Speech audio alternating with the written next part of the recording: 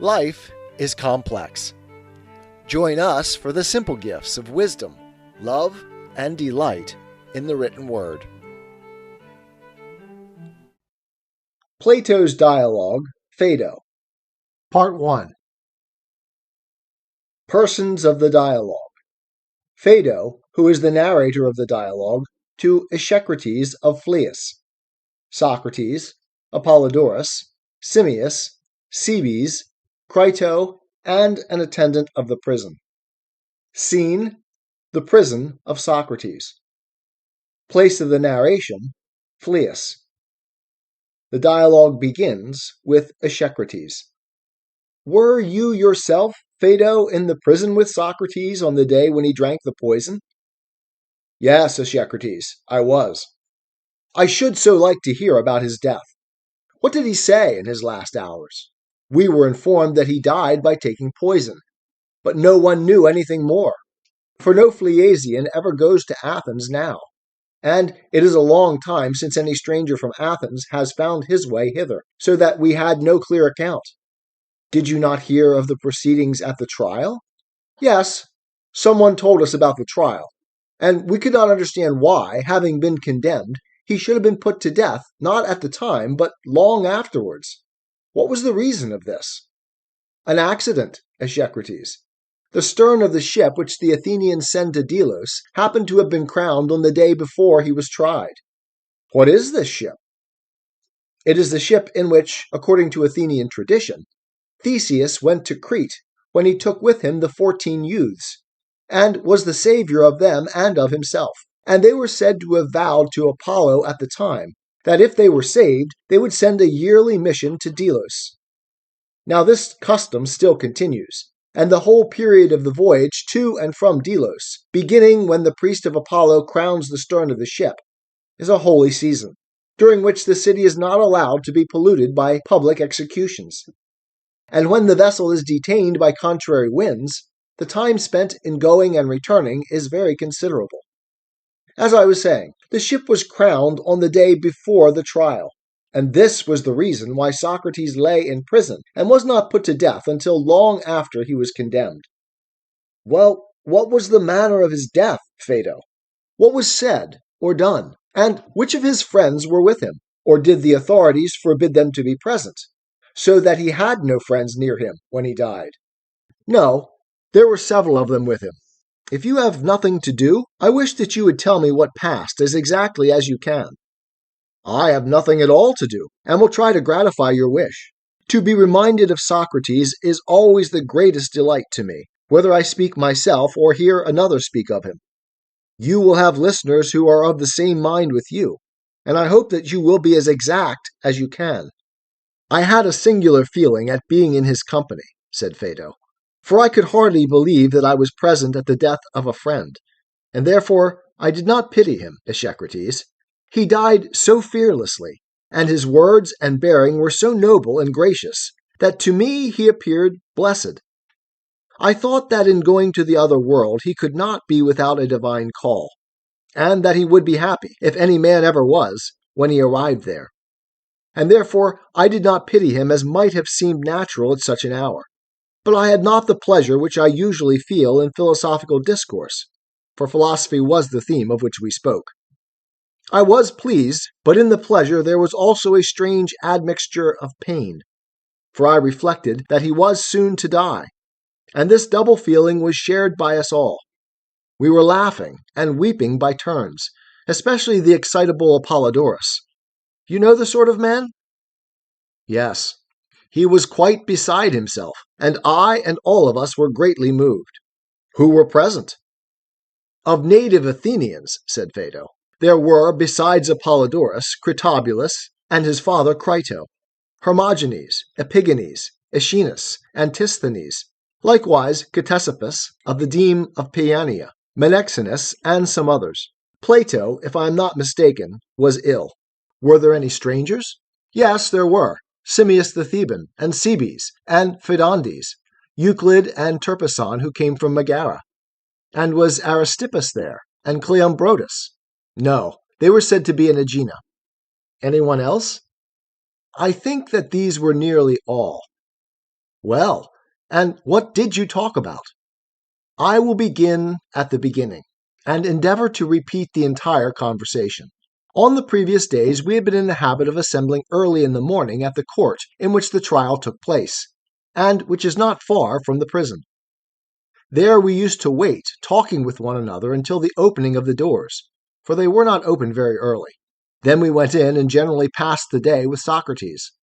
On the last morning we assembled sooner than usual, having heard on the day before when we quitted the prison in the evening that the sacred ship had come from Delos, and so we arranged to meet very early at the accustomed place.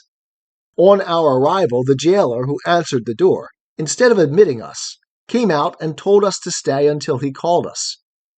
For the 11, he said, are now with Socrates. They are taking off his chains and giving orders that he is to die today. He soon returned and said that we might come in. On entering, we found Socrates just released from chains, and Xanthippe, whom you know, sitting by him and holding his child in her arms. When she saw us, she uttered a cry and said, as women will, "O Socrates, this is the last time that either you will converse with your friends or they with you." Socrates turned to Crito and said, "Crito, let someone take her home." Some of Crito's people accordingly led her away, crying out and beating herself. And when she was gone, Socrates, sitting up on the couch, bent and rubbed his leg, saying, as he was rubbing, "How singular is the thing called pleasure, and how curiously related to pain, which might be thought to be the opposite of it. For they are never present to a man at the same instant, and yet he who pursues either is generally compelled to take the other. Their bodies are two, but they are joined by a single head. And I cannot help thinking that if Aesop had remembered them, he would have made a fable about God trying to reconcile their strife, and how, when he could not, he fastened their heads together. And this is the reason why, when one comes, the other follows, as I know by my own experience now, when after the pain in my leg which was caused by the chain, pleasure appears to succeed. Upon this, Cebes said, I am glad, Socrates, that you have mentioned the name of Aesop, for it reminds me of a question which has been asked by many, and was asked of me only the day before yesterday by Evenus the poet. He will be sure to ask it again, and therefore, if you would like me to have an answer ready for him, you may as well tell me what I should say to him. He wanted to know why you, who never before wrote a line of poetry, now that you are in prison, are turning Aesop's fables into verse, and also composing that hymn in honor of Apollo.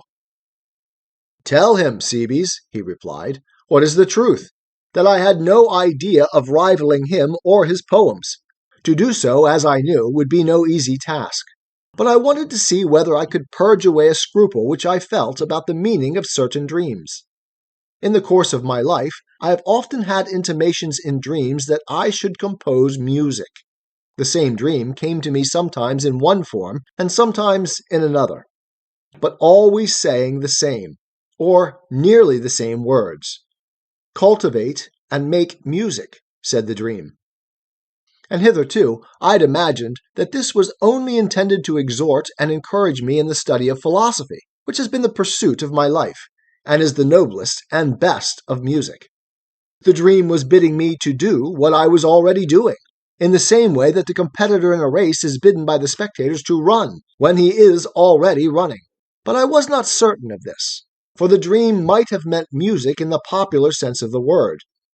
And being under sentence of death, and the festival giving me a respite, I thought that it would be safer for me to satisfy the scruple, and, in obedience to the dream, to compose a few verses before I departed. And first I made a hymn in honor of the god of the festival, and then considering that a poet, if he is really to be a poet, should not only put together words, but should invent stories, and that I have no invention, I took some fables of Aesop, which I had ready at hand and which I knew, they were the first I came upon, and turned them into verse. Tell this to Evenus, Cebes, and bid him be of good cheer. Say that I would have him come after me if he be a wise man, and not tarry, and that today I am likely to be going, for the Athenians say that I must. Simmias said, What a message for such a man! Having been a frequent companion of his, I should say that as far as I know him, he will never take your advice, unless he is obliged. Why? Said Socrates. Is not Evenus a philosopher? I think that he is, said Simmias. Then he, or any man who has the spirit of philosophy, will be willing to die, but he will not take his own life, for that is held to be unlawful. Here he changed his position, and put his legs off the couch onto the ground, and during the rest of the conversation he remained sitting. Why do you say, inquired Cebes, that a man ought not to take his own life, but that the philosopher will be ready to follow the dying? Socrates replied, And have you, Cebes and Simmias, who are the disciples of Philolaus, never heard him speak of this? Yes, but his language was obscure, Socrates. My words, too, are only an echo. But there is no reason why I should not repeat what I have heard. And indeed, as I am going to another place, it is very meet for me to be thinking and talking of the nature of the pilgrimage which I am about to make. What can I do better in the interval between this and the setting of the sun?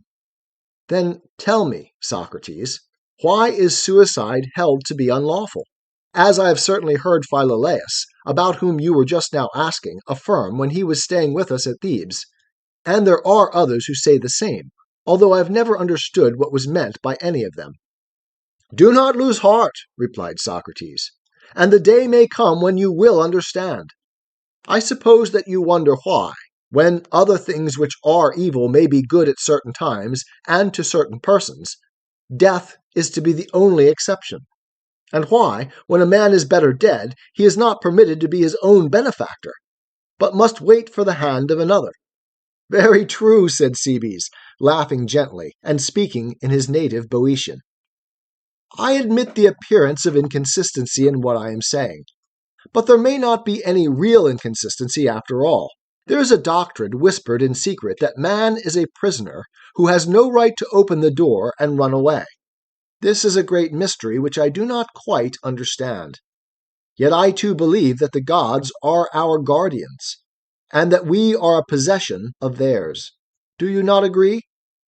Yes, I quite agree, said Cebes. And if one of your own possessions, an ox or an ass, for example, took the liberty of putting himself out of the way when you had given no intimation of your wish that he should die, would you not be angry with him? And would you not punish him if you could? Certainly, replied Cebes. Then if we look at the matter thus, there may be reason in saying that a man should wait, and not take his own life until God summons him, as he is now summoning me. Yes, Socrates, said Cebes, there seems to be truth in what you say, and yet how can you reconcile this seemingly true belief that God is our guardian, and we his possessions, with the willingness to die which we were just now attributing to the philosopher? That the wisest of men should be willing to leave a service in which they are ruled by the gods, who are the best of rulers, is not reasonable. For surely no wise man thinks that when set at liberty, he can take better care of himself than the gods take of him. A fool may perhaps think so. He may argue that he had better run away from his master, not considering that his duty is to remain to the end, and not to run away from the good, and that there would be no sense in his running away. The wise man will want to be ever with him who is better than himself. Now this, Socrates, is the reverse of what was said just now. For upon this view the wise man should sorrow, and the fool rejoice at passing out of life. The earnestness of Cebes seemed to please Socrates. Here, said he, turning to us, is a man who is always inquiring, and is not so easily convinced by the first thing which he hears. And certainly, added Simmias, the objection which he is now making does appear to me to have some force. For what can be the meaning of a truly wise man wanting to fly away and lightly leave a master who is better than himself? And I rather imagine that Cebes is referring to you. He thinks that you are too ready to leave us, and too ready to leave the gods whom you acknowledge to be our good masters. Yes, replied Socrates, there is reason in what you say. And so you think that I ought to answer your indictment as if I were in a court? We should like you to do so, said Simmias. Then I must try to make a more successful defense before you than I did when before the judges. For I am quite ready to admit, Simmias and Cebes, that I ought to be grieved at death. 'Tis the gift to be simple. 'Tis the gift to be free. 'Tis the gift to come down where we ought to be. And when we find ourselves in the place just right, 'twill be in the valley of love and delight. When true simplicity is gained, to bow and to bend, we will not be ashamed. To turn will be our delight, till by turning, we come round right.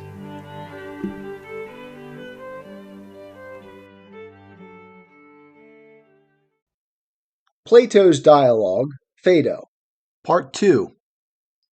Then I must try to make a more successful defense before you than I did when before the judges. For I am quite ready to admit, Simmias and Cebes, that I ought to be grieved at death, if I were not persuaded in the first place that I am going to other gods who are wise and good, of which I am as certain as I can be of any such matters. And secondly, though I am not so sure of this last, to men departed, better than those whom I leave behind.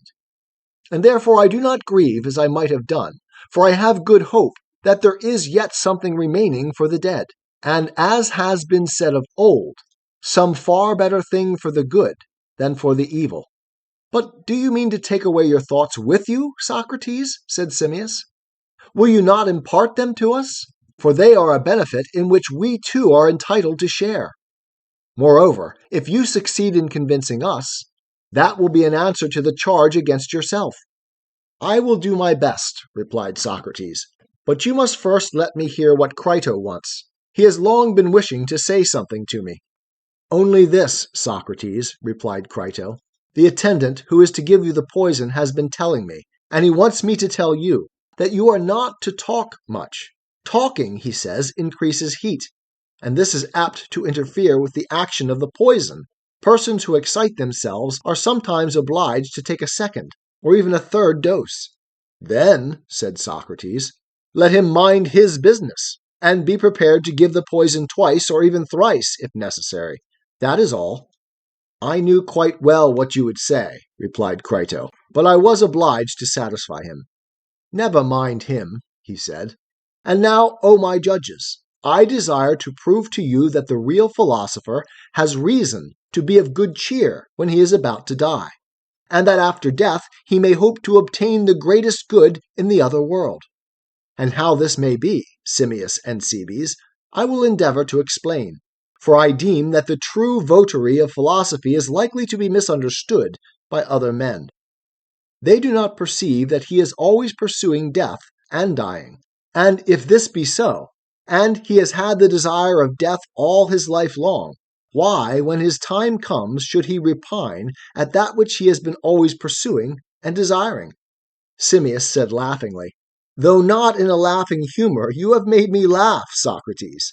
For I cannot help thinking that many, when they hear your words, will say how truly you have described philosophers. And our people at home will likewise say that the life which philosophers desire is, in reality, death, and that they have found them out to be deserving of the death which they desire. And they are right, Simmias, in thinking so, with the exception of the words, they have found them out. For they have not found out either what is the nature of that death which the true philosopher deserves, or how he deserves or desires death. But enough of them. Let us discuss the matter among ourselves. Do we believe that there is such a thing as death? To be sure, replied Simmias. Is it not the separation of soul and body? And to be dead is the completion of this. When the soul exists in herself, and is released from the body, and the body is released from the soul, what is this but death? Just so, he replied. There is another question, which will probably throw light on our present inquiry, if you and I can agree about it. Ought the philosopher to care about the pleasures, if they are to be called pleasures, of eating and drinking? Certainly not, answered Simmias. And what about the pleasures of love? Should he care for them? By no means. And will he think much of the other ways of indulging the body? For example, the acquisition of costly raiment, or sandals, or other adornments of the body. Instead of caring about them, does he not rather despise anything more than nature needs? What do you say? I should say that the true philosopher would despise them. Would you not say that he is entirely concerned with the soul and not with the body? He would like, as far as he can, to get away from the body and to turn to the soul. Quite true. In matters of this sort, philosophers, above all other men, may be observed in every sort of way to dissever the soul from the communion of the body. Very true. Whereas, Simmias, the rest of the world are of opinion that to him who has no sense of pleasure and no part in bodily pleasure, life is not worth having, and that he who is indifferent about them is as good as dead. That is also true. What again shall we say of the actual acquirement of knowledge? Is the body, if invited to share in the enquiry, a hinderer or a helper? I mean to say, have sight and hearing any truth in them? Are they not, as the poets are always telling us, inaccurate witnesses? And yet, if even they are inaccurate and indistinct, what is to be said of the other senses? For you will allow that they are the best of them? Certainly, he replied. Then when does the soul attain truth? For in attempting to consider anything in company with the body, she is obviously deceived. True. Then must not true existence be revealed to her in thought, if at all? Yes. And thought is best when the mind is gathered into herself, and none of these things trouble her, neither sounds, nor sights, nor pain, nor any pleasure, when she takes leave of the body, and has as little as possible to do with it, when she has no bodily sense or desire, but is aspiring after true being? Certainly. And in this the philosopher dishonors the body. His soul runs away from his body, and desires to be alone and by herself. That is true. Well, but there is another thing, Simmias. Is there, or is there not, an absolute justice? Assuredly there is. And an absolute beauty? And absolute good? Of course. But did you ever behold any of them with your eyes? Certainly not. Or did you ever reach them with any other bodily sense? And I speak not of these alone, but of absolute greatness, and health, and strength, and of the essence or true nature of everything. Has the reality of them ever been perceived by you through the bodily organs? Or rather, is not the nearest approach to the knowledge of their several natures made by him who so orders his intellectual vision as to have the most exact conception of the essence of each thing which he considers? Certainly.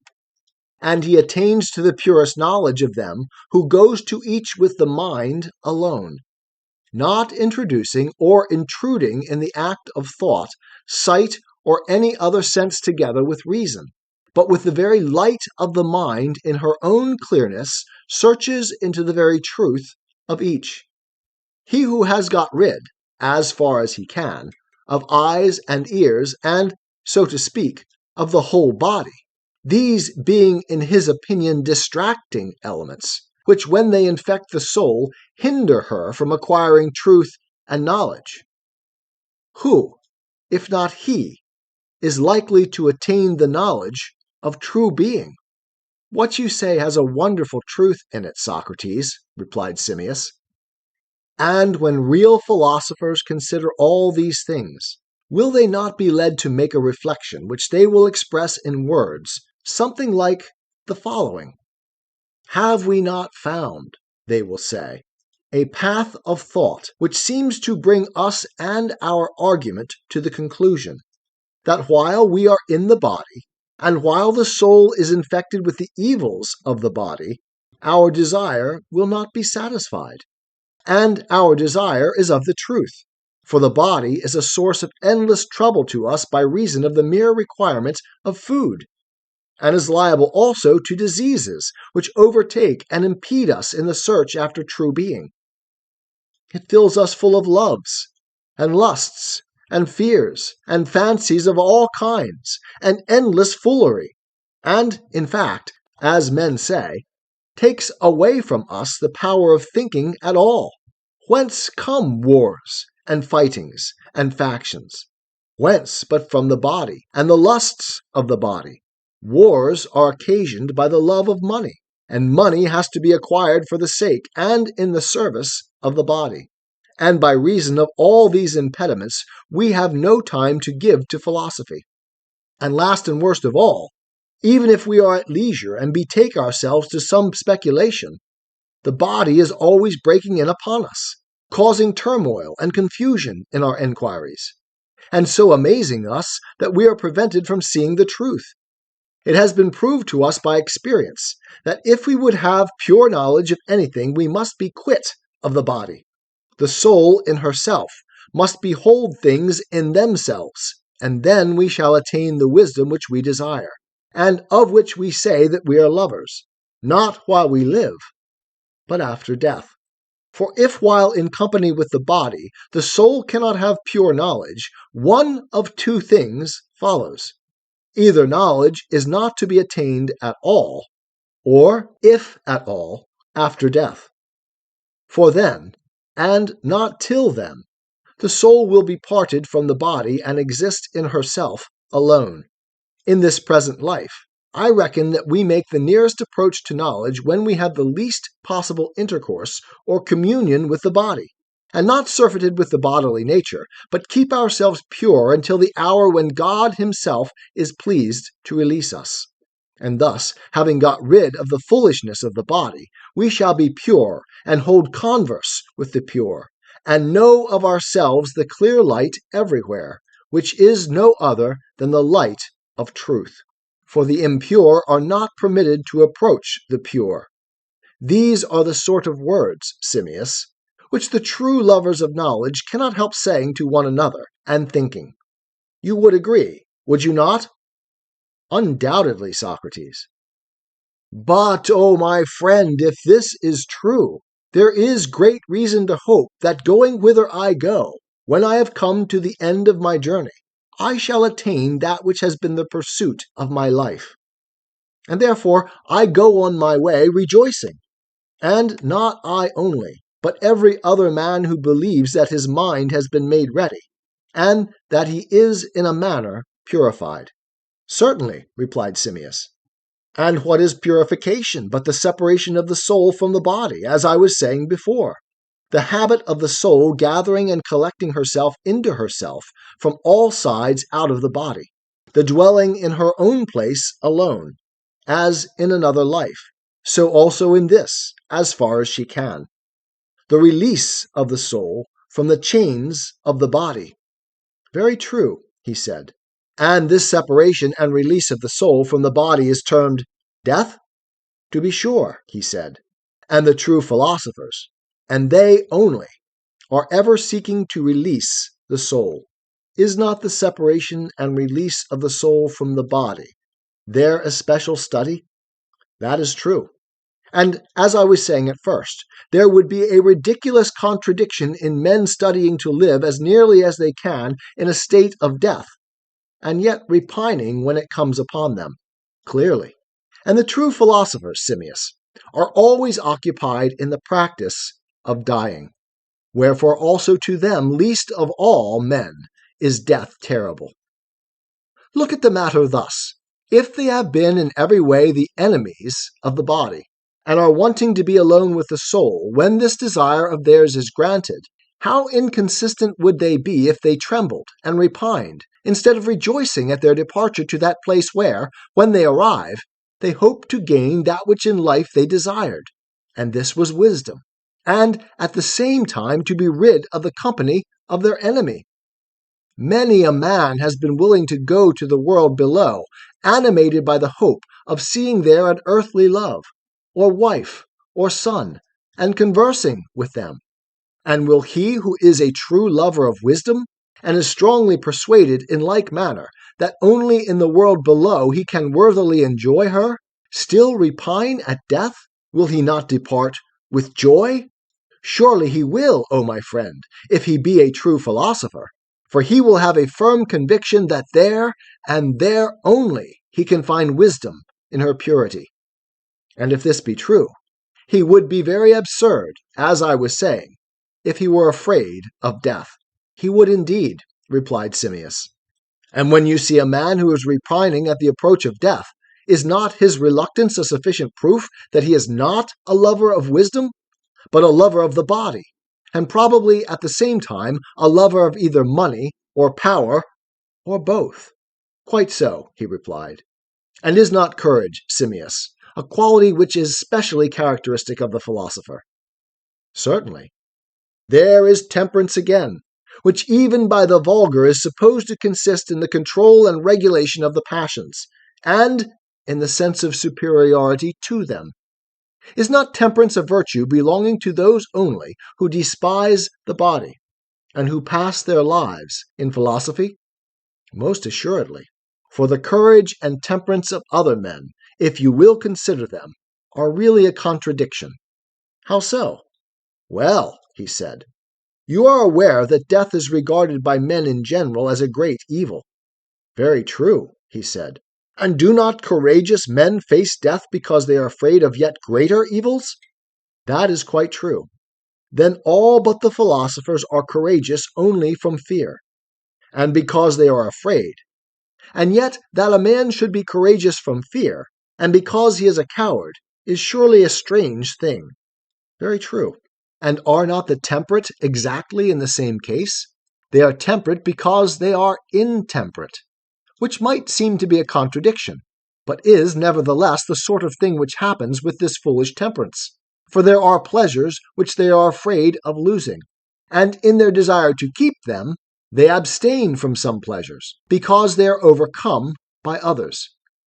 And although to be conquered by pleasure is called by men intemperance, to them the conquest of pleasure consists in being conquered by pleasure. And that is what I mean by saying that, in a sense, they are made temperate through intemperance. Such appears to be the case.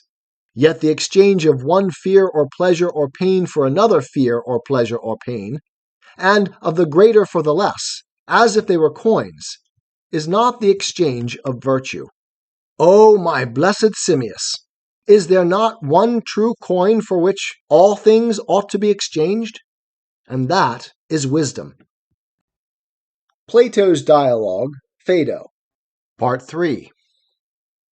O my blessed Simmias, is there not one true coin for which all things ought to be exchanged? And that is wisdom. And only in exchange for this, and in company with this, is anything truly bought or sold, whether courage or temperance or justice. And is not all true virtue the companion of wisdom, no matter what fears or pleasures or other similar goods or evils may or may not attend her? But the virtue which is made up of these goods, when they are severed from wisdom and exchanged with one another, is a shadow of virtue only. Nor is there any freedom or health or truth in her.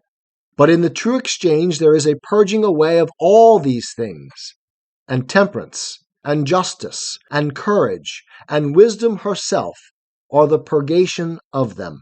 The founders of the mysteries would appear to have had a real meaning, and were not talking nonsense when they intimated in a figure long ago that he who passes unsanctified and uninitiated into the world below will lie in a slough, but that he who arrives there after initiation and purification will dwell with the gods.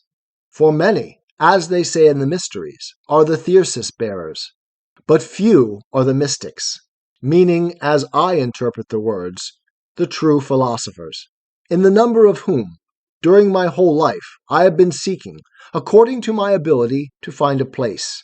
Whether I have sought in a right way or not, and whether I have succeeded or not, I shall truly know in a little while, if God will, when I myself arrive in the other world. Such is my belief. And therefore I maintain that I am right, Simmias and Cebes, in not grieving or repining at parting from you and my masters in this world. For I believe that I shall equally find good masters and friends in another world. But most men do not believe this saying. If then I succeed in convincing you by my defense better than I did the Athenian judges, it will be well. Cebes answered, I agree, Socrates, in the greater part of what you say. But in what concerns the soul, men are apt to be incredulous. They fear that when she has left the body, her place may be nowhere, and that on the very day of death she may perish and come to an end, immediately on her release from the body, issuing forth dispersed like smoke or air, and in her flight vanishing away into nothingness. If she could only be collected into herself after she has obtained release from the evils of which you are speaking, there would be good reason to hope, Socrates, that what you say is true. But surely it requires a great deal of argument and many proofs to show that when the man is dead, his soul yet exists, and has any force or intelligence. True, Cebes, said Socrates. And shall I suggest that we converse a little of the probabilities of these things? I am sure, said Cebes, that I should greatly like to know your opinion about them. I reckon, said Socrates, that no one who heard me now, not even if he were one of my old enemies, the comic poets, could accuse me of idle talking about matters in which I have no concern. If you please, then, we will proceed with the inquiry. Suppose we consider the question whether the souls of men after death are or are not in the world below. There comes into my mind an ancient doctrine which affirms that they go from hence into the other world, and, returning hither, are born again from the dead. Now, if it be true that the living come from the dead, then our souls must exist in the other world, for if not, how could they have been born again? And this would be conclusive, if there were any real evidence that the living are only born from the dead. But if this is not so, then other arguments will have to be adduced. Very true, replied Cebes. Then let us consider the whole question, not in relation to man only, but in relation to animals generally, and to plants, and to everything of which there is generation, and the proof will be easier. Are not all things which have opposites generated out of their opposites? I mean such things as good and evil, just and unjust, and there are innumerable other opposites which are generated out of opposites. And I want to show that in all opposites there is of necessity a similar alternation. I mean to say, for example, that anything which becomes greater must become greater after being less. True. And that which becomes less must have been once greater, and then have become less. Yes, and the weaker is generated from the stronger, and the swifter from the slower. Very true. And the worse is from the better, and the more just from the more unjust. Of course. And is this true of all opposites? And are we convinced that all of them are generated out of opposites? Yes. And in this universal opposition of all things, are there not also two intermediate processes, which are ever going on, from one to the other opposite and back again? Where there is a greater and a less, there is also an intermediate process of increase and diminution. And that which grows is said to wax, and that which decays to wane. Yes, he said. And there are many other processes, such as division and composition, cooling and heating, which equally involve a passage into and out of one another. And this necessarily holds of all opposites, even though not always expressed in words. They are really generated out of one another, and there is a passing or process from one to the other of them. Very true, he replied. Well, and is there not an opposite of life, as sleep is the opposite of waking? True, he said. And what is it? Death, he answered. And these, if they are opposites, are generated the one from the other, and have their two intermediate processes also? Of course. Now, said Socrates, I will analyze one of the two pairs of opposites which I have mentioned to you, and also its intermediate processes, and you shall analyze the other to me. One of them I term sleep, the other waking. The state of sleep is opposed to the state of waking, and out of sleeping, waking is generated, and out of waking, sleeping. And the process of generation is, in the one case, falling asleep, and in the other, waking up. Do you agree? I entirely agree. Then suppose that you analyze life and death to me in the same manner. Is not death opposed to life? Yes. And they are generated one from the other. Yes. What is generated from the living? The dead. And what from the dead? I can only say, in answer, the living. Then the living, whether things or persons, Cebes, are generated from the dead? That is clear, he replied. Then the inference is that our souls exist in the world below. That is true. And one of the two processes or generations is visible, for surely the act of dying is visible. Surely, he said. What then is to be the result? Shall we exclude the opposite process? And shall we suppose nature to walk on one leg only? Must we not rather assign to death some corresponding process of generation? Certainly, he replied. And what is that process? Return to life. And return to life, if there be such a thing, is the birth of the dead into the world of the living? Quite true. Then here is a new way by which we arrive at the conclusion that the living come from the dead, just as the dead come from the living. And this, if true, affords a most certain proof that the souls of the dead exist in some place out of which they come again. Yes, Socrates, he said, the conclusion seems to flow necessarily out of our previous admissions. And that these admissions were not unfair, Cebes, he said, may be shown, I think, as follows.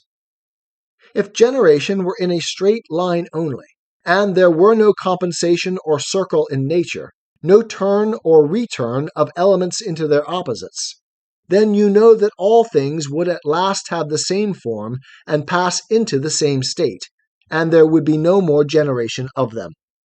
What do you mean? He said. A simple thing enough, which I will illustrate by the case of sleep, he replied. You know that if there were no alternation of sleeping and waking, the tale of the sleeping Endymion would in the end have no meaning, because all other things would be asleep too, and he would not be distinguishable from the rest. Or if there were composition only, and no division of substances, then the chaos of Anaxagoras would come again. And in like manner, my dear Cebes, if all things which partook of life were to die, and after they were dead remained in the form of death, and did not come to life again, all would at last die, and nothing would be alive. What other result could there be? For if the living spring from any other things, and they die too, must not all things at last be swallowed up in death? There is no escape, Socrates, said Cebes, and to me your argument seems to be absolutely true. Yes, he said, Cebes, it is and must be so, in my opinion, and we have not been deluded in making these admissions. But I am confident that there truly is such a thing as living again, and the living spring from the dead, and that the souls of the dead are in existence, and that the good souls have a better portion than the evil. Cebes added, Your favorite doctrine, Socrates, that knowledge is simply recollection, if true, also necessarily implies a previous time in which we have learned that which we now recollect. But this would be impossible unless our soul had been in some place before existing in the form of man. Here, then, is another proof of the soul's immortality. But tell me, Cebes, said Simmias, interposing, what arguments are urged in favor of this doctrine of recollection? I am not very sure at the moment that I remember them. One excellent proof, said Cebes, is afforded by questions. If you put a question to a person in a right way, he will give a true answer of himself. But how could he do this unless there were knowledge and right reason already in him? And this is most clearly shown when he is taken to a diagram or to anything of that sort.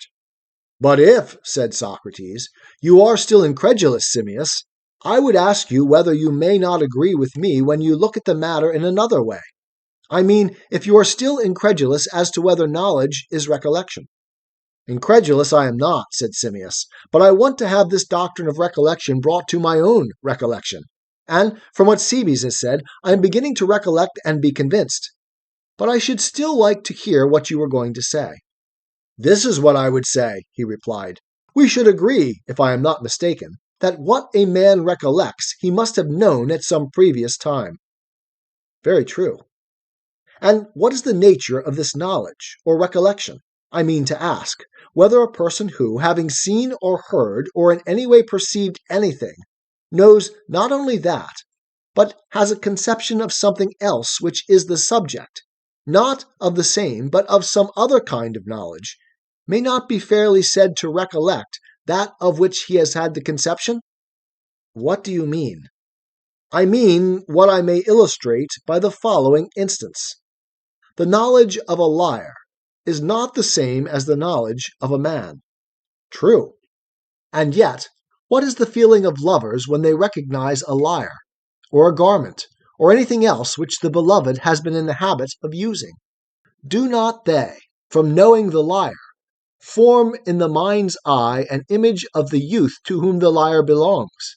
And this is recollection.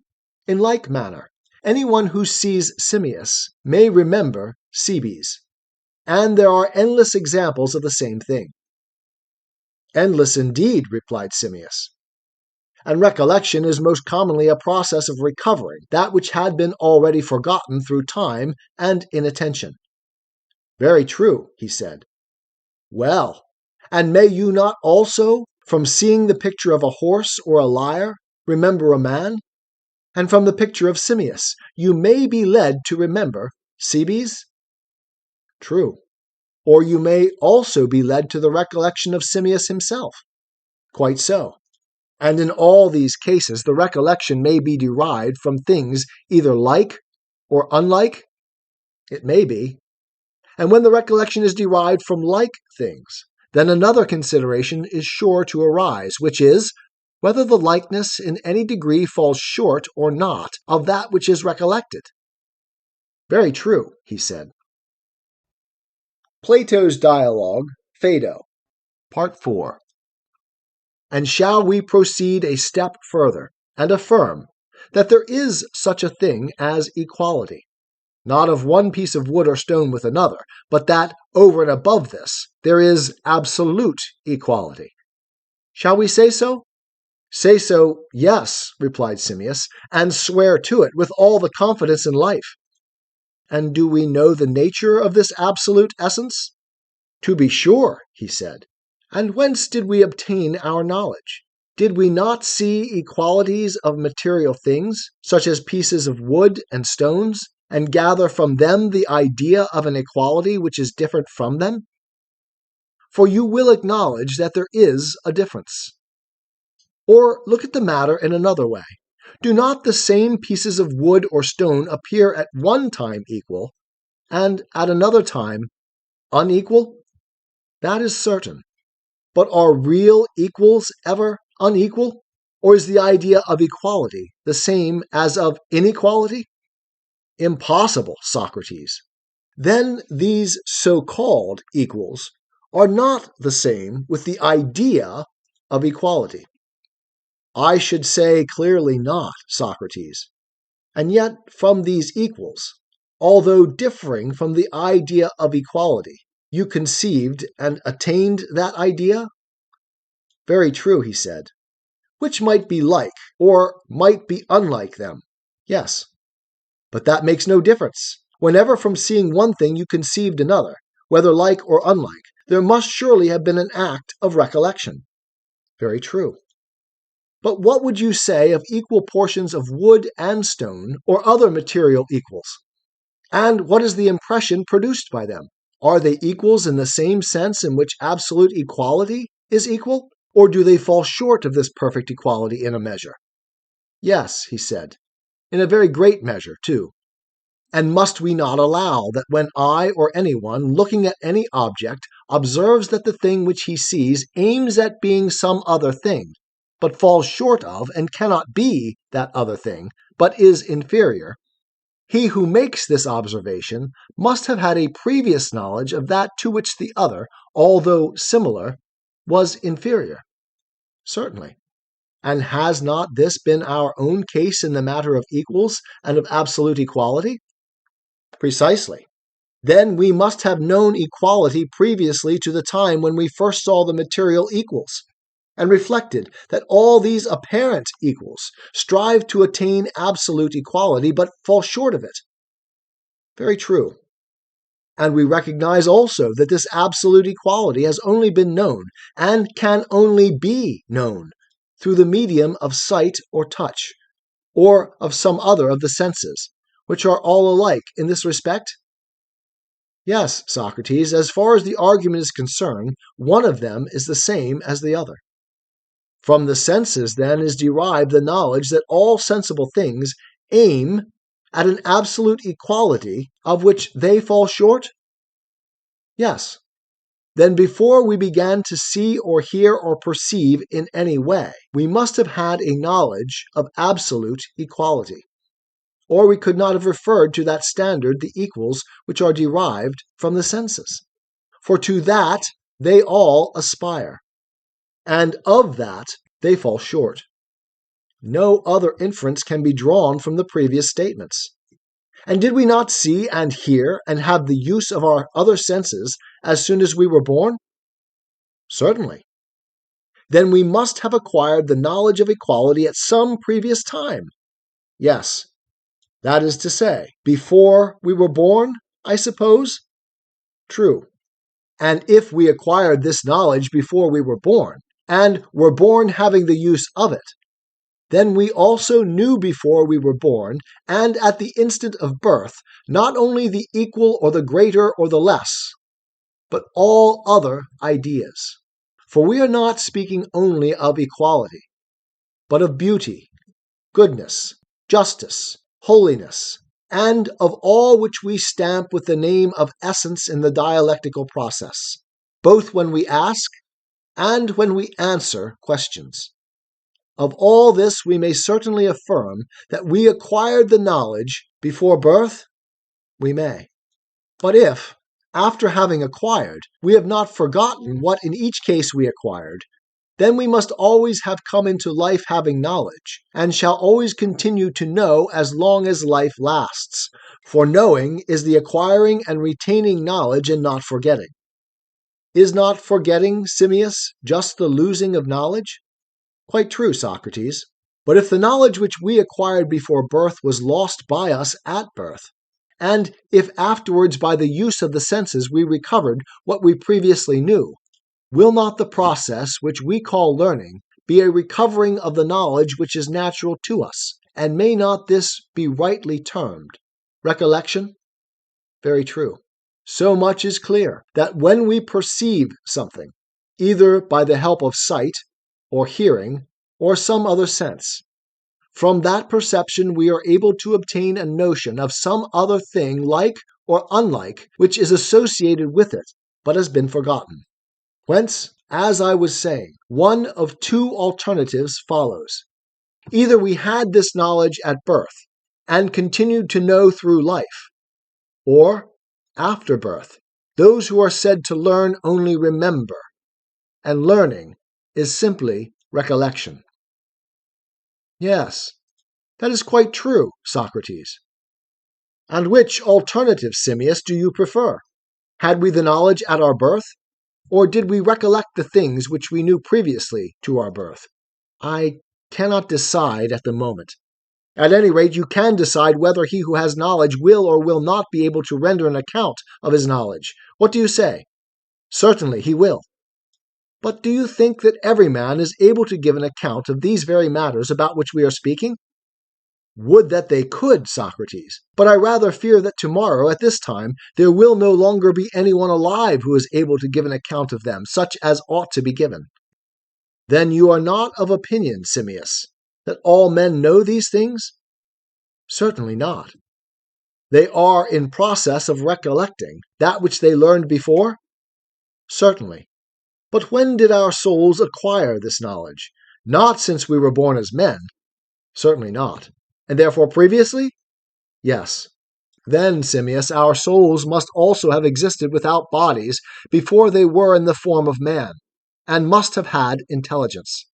Unless, indeed, you suppose, Socrates, that these notions are given us at the very moment of birth, for this is the only time which remains. Yes, my friend, but if so, when do we lose them?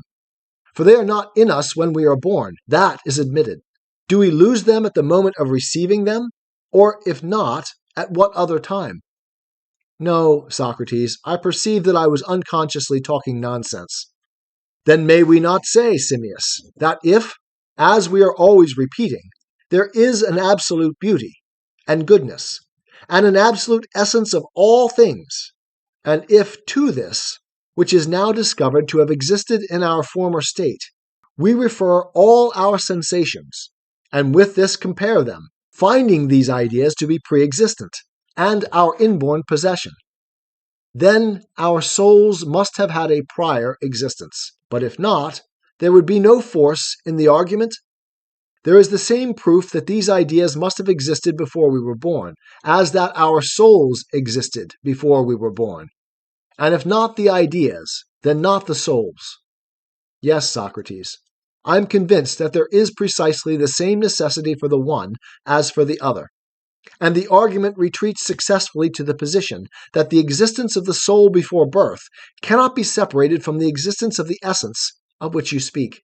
For there is nothing which to my mind is so patent as that beauty, goodness, and the other notions of which you were just now speaking have a most real and absolute existence. And I am satisfied with the proof. Well, but is Cebes equally satisfied? For I must convince him too. I think, said Simmias, that Cebes is satisfied, although he is the most incredulous of mortals. Yet I believe that he is sufficiently convinced of the existence of the soul before birth. But that after death the soul will continue to exist is not yet proven even to my own satisfaction. I cannot get rid of the feeling of the many to which Cebes was referring. The feeling that when the man dies the soul will be dispersed, and that this may be the extinction of her. For admitting that she may have been born elsewhere, and framed out of other elements, and was in existence before entering the human body, why, after having entered in, and gone out again, may she not herself be destroyed, and come to an end? Very true, Simmias, said Cebes. About half of what was required has been proven, to wit, that our souls existed before we were born. That the soul will exist after death as well as before birth is the other half of which the proof is still wanting, and has to be supplied. When that is given, the demonstration will be complete. But that proof, Simmias and Cebes, has been already given, said Socrates, if you put the two arguments together. I mean this and the former one, in which we admitted that everything living is born of the dead. For if the soul exists before birth, and in coming to life and being born, can be born only from death and dying, must she not, after death, continue to exist, since she has to be born again? Surely the proof which you desire has been already furnished. Still I suspect that you and Simmias would be glad to probe the argument further. Like children, you are haunted with a fear that when the soul leaves the body, the wind may really blow her away and scatter her, especially if a man should happen to die in a great storm, and not when the sky is calm. Cebes answered with a smile, Then, Socrates, you must argue us out of our fears. And yet, strictly speaking, they are not our fears, but there is a child within us to whom death is a sort of hobgoblin. Him, too, we must persuade not to be afraid when he is alone in the dark. Socrates said, Let the voice of the charmer be applied daily until you have charmed away the fear. And where shall we find a good charmer of our fears, Socrates, when you are gone? Hellas, he replied, is a large place, Cebes, and has many good men, and there are barbarous races not a few. Seek for him among them all, far and wide, sparing neither pains nor money. For there is no better way of spending your money. And you must seek among yourselves, too, for you will not find others better able to make the search. The search, replied Cebes, shall certainly be made. And now, if you please, let us return to the point of the argument at which we digressed. By all means, replied Socrates. What else should I please? Very good. Plato's Dialogue, Phaedo, Part 5. The search, replied Cebes, shall certainly be made. And now, if you please, let us return to the point of the argument at which we digressed. By all means, replied Socrates. What else should I please? Very good. Must we not, said Socrates, ask ourselves what that is which, as we imagine, is liable to be scattered, and about which we fear? And what, again, is that about which we have no fear? And then we may proceed further to inquire whether that which suffers dispersion is or is not of the nature of soul. Our hopes and fears as to our own souls will turn upon the answers to these questions. Very true, he said. Now the compound or composite may be supposed to be naturally capable, as of being compounded, so also of being dissolved. But that which is uncompounded, and that only, must be, if anything is, indissoluble. Yes, I should imagine so, said Cebes. And the uncompounded may be assumed to be the same and unchanging, whereas the compound is always changing and never the same. I agree, he said. Then now let us return to the previous discussion. Is that idea or essence, which in the dialectical process we define as essence, or true existence, whether essence of equality, beauty, or anything else. Are these essences, I say, liable at times to some degree of change? Or are they each of them always what they are, having the same simple self-existence and unchanging forms, not admitting of variation at all, or in any way, or at any time? They must always be the same, Socrates, replied Cebes. And what would you say of the many beautiful, whether men or horses or garments, or any other things which are named by the same names and may be called equal or beautiful? Are they all unchanging and the same always, or quite the reverse? May they not rather be described as almost always changing and hardly ever the same, either with themselves or with one another? The latter, replied Cebes. They are always in a state of change. And these you can touch and see and perceive with the senses. But the unchanging things you can only perceive with the mind. They are invisible, and are not seen? That is very true, he said. Well, then, added Socrates, let us suppose that there are two sorts of existences, one seen, the other unseen. Let us suppose them. The seen is the changing, and the unseen is the unchanging? That may be also supposed. And, further, is not one part of us body, another part soul? To be sure. And to which class is the body more alike and akin? Clearly to the seen. No one can doubt that. And is the soul seen or not seen? Not by man, Socrates. And what we mean by seen and not seen is that which is or is not visible to the eye of man? Yes, to the eye of man. And is the soul seen or not seen? Not seen. Unseen, then? Yes. Then the soul is more like to the unseen, and the body to the seen. That follows necessarily, Socrates. And were we not saying long ago that the soul, when using the body as an instrument of perception, that is to say, when using the sense of sight, or hearing, or some other sense, for the meaning of perceiving through the body is perceiving through the senses, were we not saying that the soul, too, is then dragged by the body into the region of the changeable, and wanders, and is confused? The world spins round her, and she is like a drunkard when she touches change. Very true. But when returning into herself she reflects, then she passes into the other world, the region of purity, and eternity, and immortality, and unchangeableness, which are her kindred, and with them she ever lives, when she is by herself and is not let or hindered. Then she ceases from her erring ways, and being in communion with the unchanging, is unchanging. And this state of soul is called wisdom? That is well and truly said, Socrates, he replied. And to which class is the soul more nearly alike and akin, as far as may be inferred from this argument, as well as from the preceding one?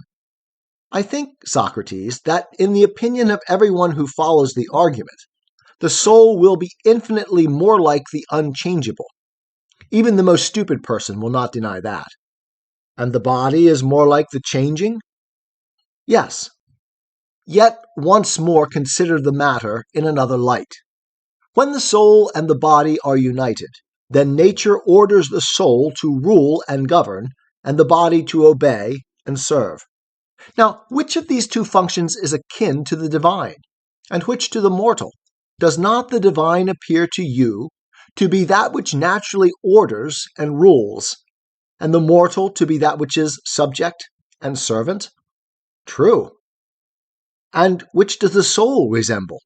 The soul resembles the divine, and the body the mortal. There can be no doubt of that, Socrates. Then reflect, Cebes, of all which has been said, is not this the conclusion, that the soul is in the very likeness of the divine, and immortal, and intellectual, and uniform, and indissoluble, and unchangeable, and that the body is in the very likeness of the human, and mortal, and unintellectual, and multiform, and dissoluble, and changeable? Can this, my dear Cebes, be denied? It cannot. But if it be true, then is not the body liable to speedy dissolution, and is not the soul almost or altogether indissoluble? Certainly. And do you further observe that after a man is dead, the body, or visible part of him, which is lying in the visible world and is called a corpse, and would naturally be dissolved and decomposed and dissipated, is not dissolved or decomposed at once, but may remain for some time, nay, even for a long time, if the constitution be sound at the time of death, and the season of the year favorable? For the body, when shrunk and embalmed, as the manner is in Egypt, may remain almost entire through infinite ages. And even in decay, there are still some portions, such as the bones and ligaments, which are practically indestructible. Do you agree? Yes.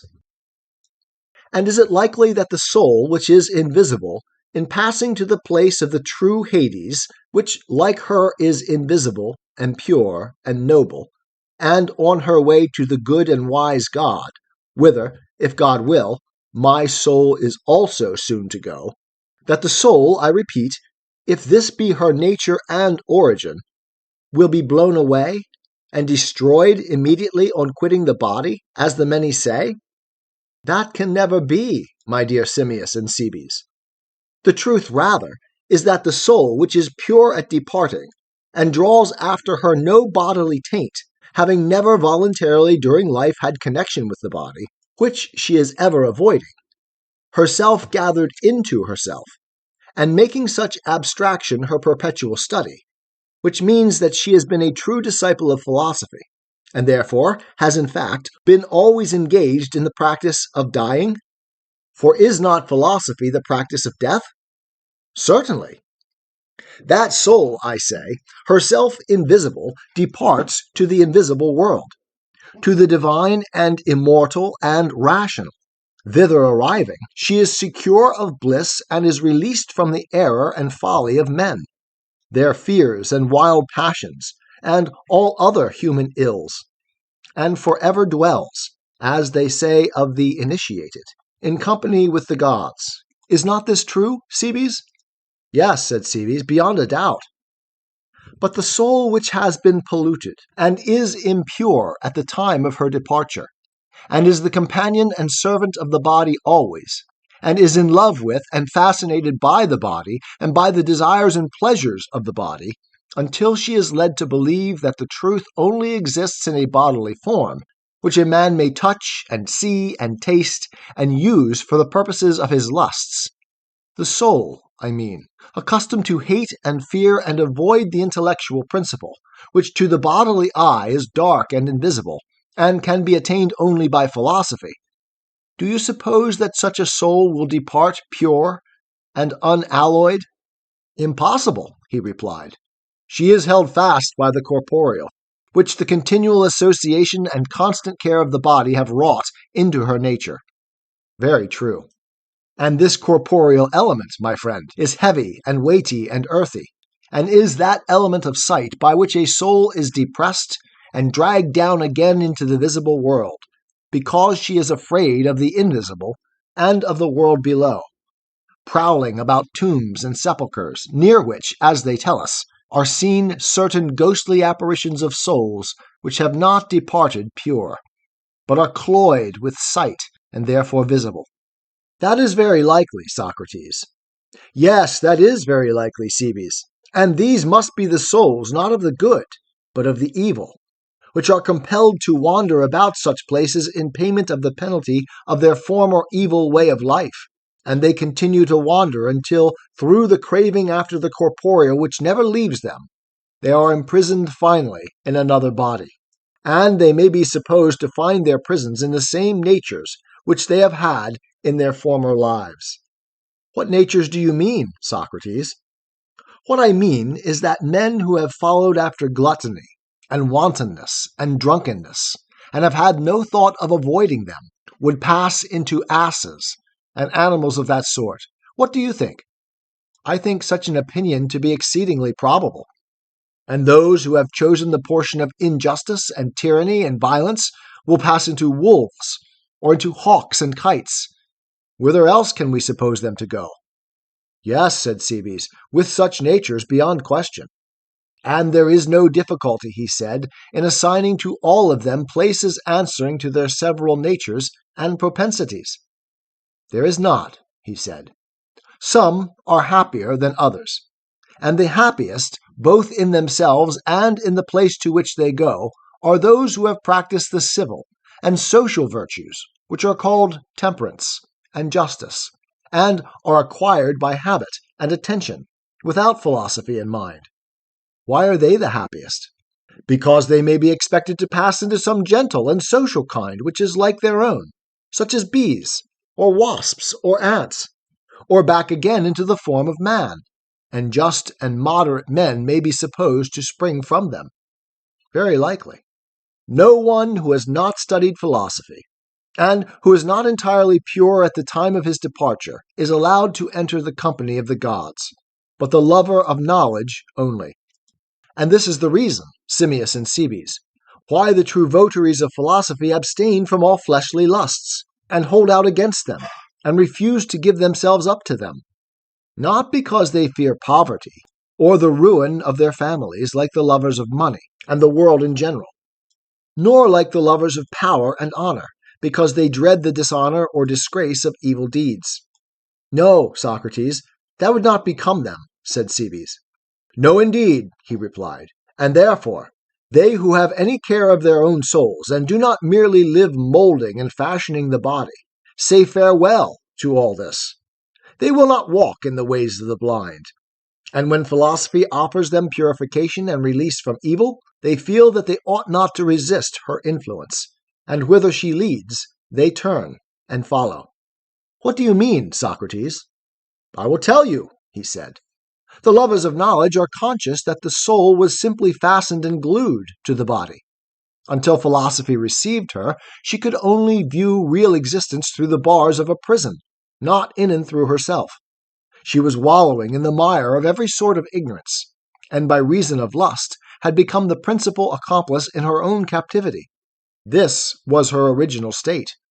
And then, as I was saying, and as the lovers of knowledge are well aware, philosophy, seeing how terrible was her confinement, of which she was to herself the cause, received and gently comforted her, and sought to release her, pointing out that the eye and the ear and the other senses are full of deception, and persuading her to retire from them, and abstain from all but the necessary use of them, and be gathered up and collected into herself, bidding her trust in herself and her own pure apprehension of pure existence, and to mistrust whatever comes to her through other channels and is subject to variation, for such things are visible and tangible, but what she sees in her own nature is intelligible and invisible. And the soul of the true philosopher thinks that she ought not to resist this deliverance, and therefore abstains from pleasures and desires and pains and fears as far as she is able. reflecting that when a man has great joys or sorrows or fears or desires, he suffers from them. Not merely the sort of evil which might be anticipated, as for example the loss of his health or property, which he has sacrificed to his lusts, but an evil greater far, which is the greatest and worst of all evils, and one of which he never thinks. What is it, Socrates? Said Cebes. The evil is that when the feeling of pleasure or pain is most intense, every soul of man imagines the objects of this intense feeling to be then plainest and truest. But this is not so.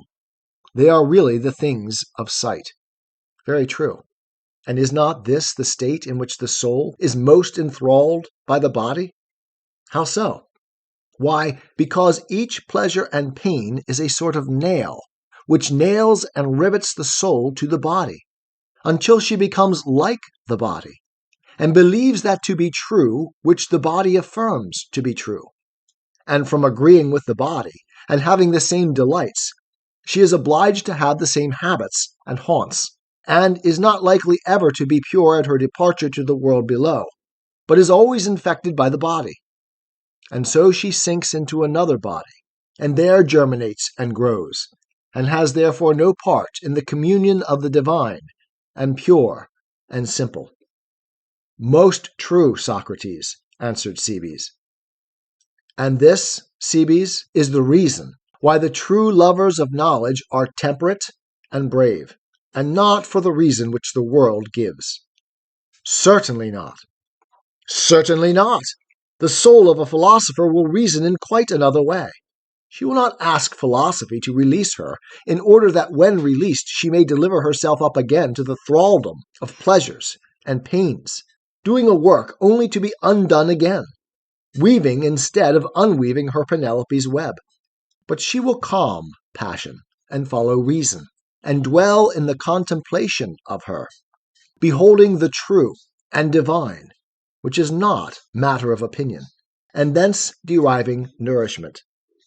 Thus she seeks to live while she lives, and after death she hopes to go down to her own kindred, and to that which is like her, and to be freed from human ills.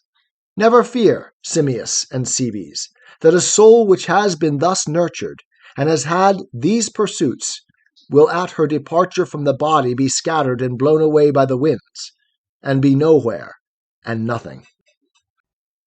Plato's dialogue, Phaedo, Part 6. When Socrates had done speaking, for a considerable time there was silence. He himself appeared to be meditating, as most of us were, on what had been said.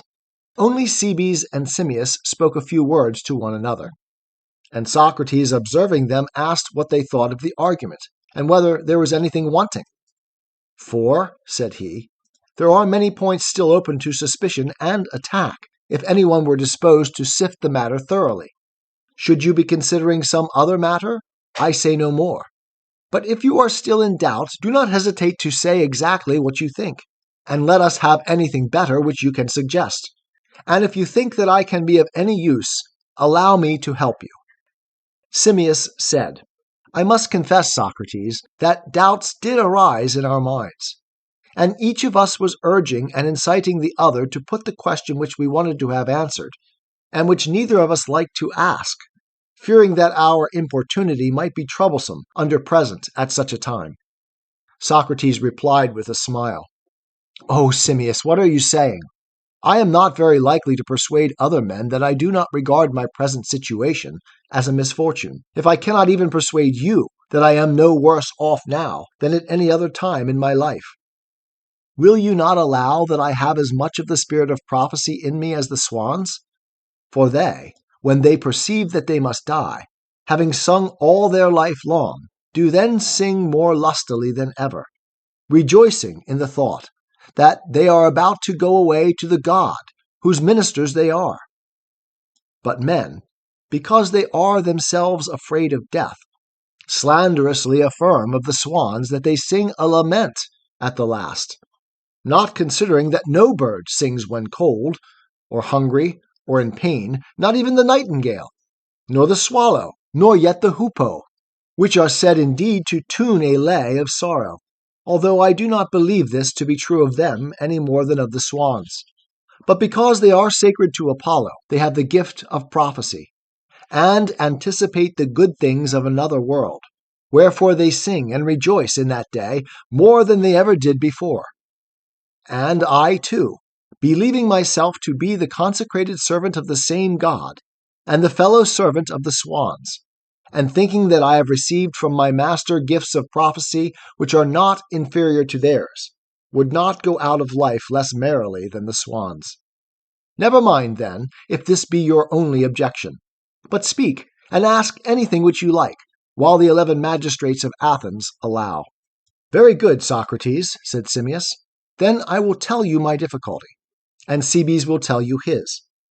I feel myself, and I dare say that you have the same feeling, how hard, or rather impossible, is the attainment of any certainty about questions such as these in the present life. And yet I should deem him a coward who did not prove what is said about them to the uttermost, or whose heart failed him before he had examined them on every side. For he should persevere until he has achieved one of two things. Either he should discover, or be taught the truth about them. Or if this be impossible, I would have him take the best and most irrefragable of human theories, and let this be the raft upon which he sails through life. Not without risk, as I admit, if he cannot find some word of God which will more surely and safely carry him.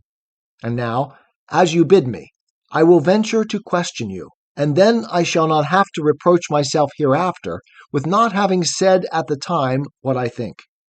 For when I consider the matter, either alone or with Cebes, the argument does certainly appear to me, Socrates, to be not sufficient. Socrates answered, I dare say, my friend, that you may be right, but I should like to know in what respect the argument is insufficient. In this respect, replied Simmias. Suppose a person to use the same argument about harmony and the lyre. Might he not say that harmony is a thing invisible, incorporeal, perfect, divine, existing in the lyre which is harmonized, but that the lyre and the strings are matter and material, composite, earthy, and akin to mortality? And when someone breaks the lyre, or cuts and rends the strings, then he who takes this view would argue, as you do, and on the same analogy, that the harmony survives and has not perished. You cannot imagine, he would say, that the lyre without the strings, and the broken strings themselves, which are mortal, remain, and yet that the harmony, which is of heavenly and immortal nature and kindred, has perished before the mortal.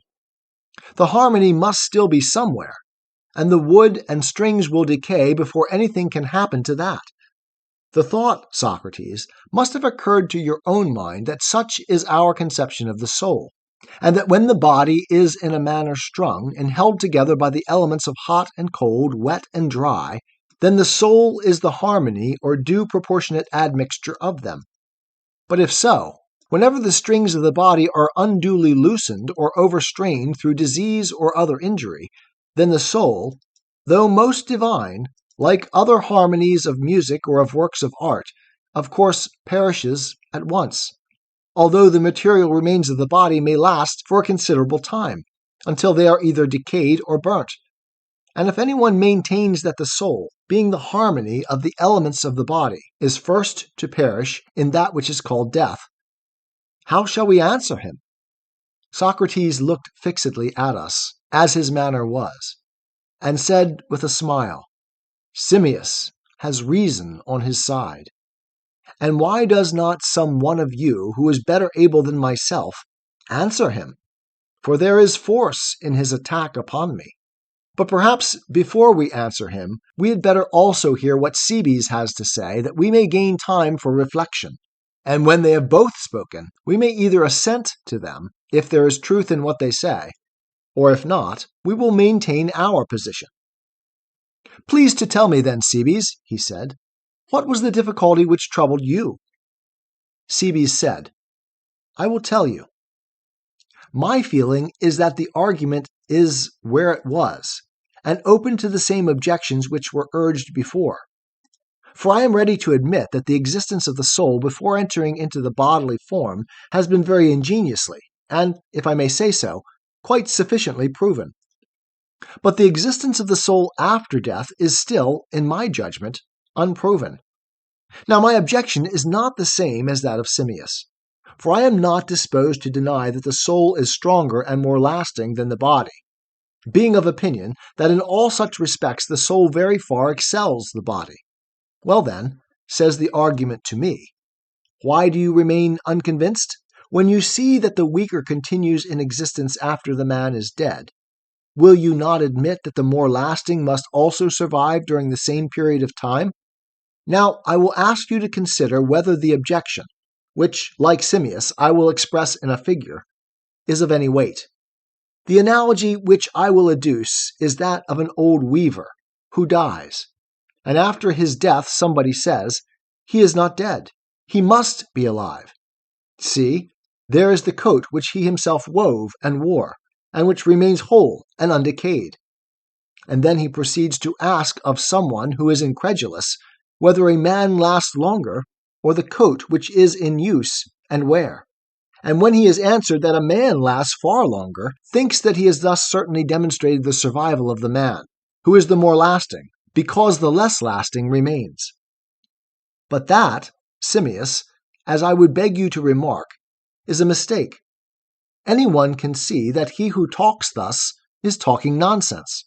For the truth is that the weaver aforesaid, having woven and worn many such coats, outlived several of them, and was outlived by the last. But a man is not therefore proved to be slighter and weaker than a coat. Now the relation of the body to the soul may be expressed in a similar figure, and anyone may very fairly say, in like manner, that the soul is lasting, and the body weak and short-lived in comparison. He may argue in like manner that every soul wears out many bodies, especially if a man lives many years. While he is alive, the body deliquesces and decays, and the soul always weaves another garment and repairs the waste. But of course, whenever the soul perishes, she must have on her last garment, and this will survive her. And then at length, when the soul is dead, the body will show its native weakness and quickly decompose and pass away. I would therefore rather not rely on the argument from superior strength to prove the continued existence of the soul after death. For granting even more than you affirm to be possible, and acknowledging not only that the soul existed before birth, but also that the souls of some exist, and will continue to exist after death, and will be born and die again and again, and that there is a natural strength in the soul which will hold out and be born many times. Nevertheless, we may be still inclined to think that she will weary in the labors of successive births, and may at last succumb in one of her deaths and utterly perish. And this death and dissolution of the body, which brings destruction to the soul, may be unknown to any of us, for no one of us can have had any experience of it. And if so, then I maintain that he who is confident about death has but a foolish confidence, unless he is able to prove that the soul is altogether immortal and imperishable.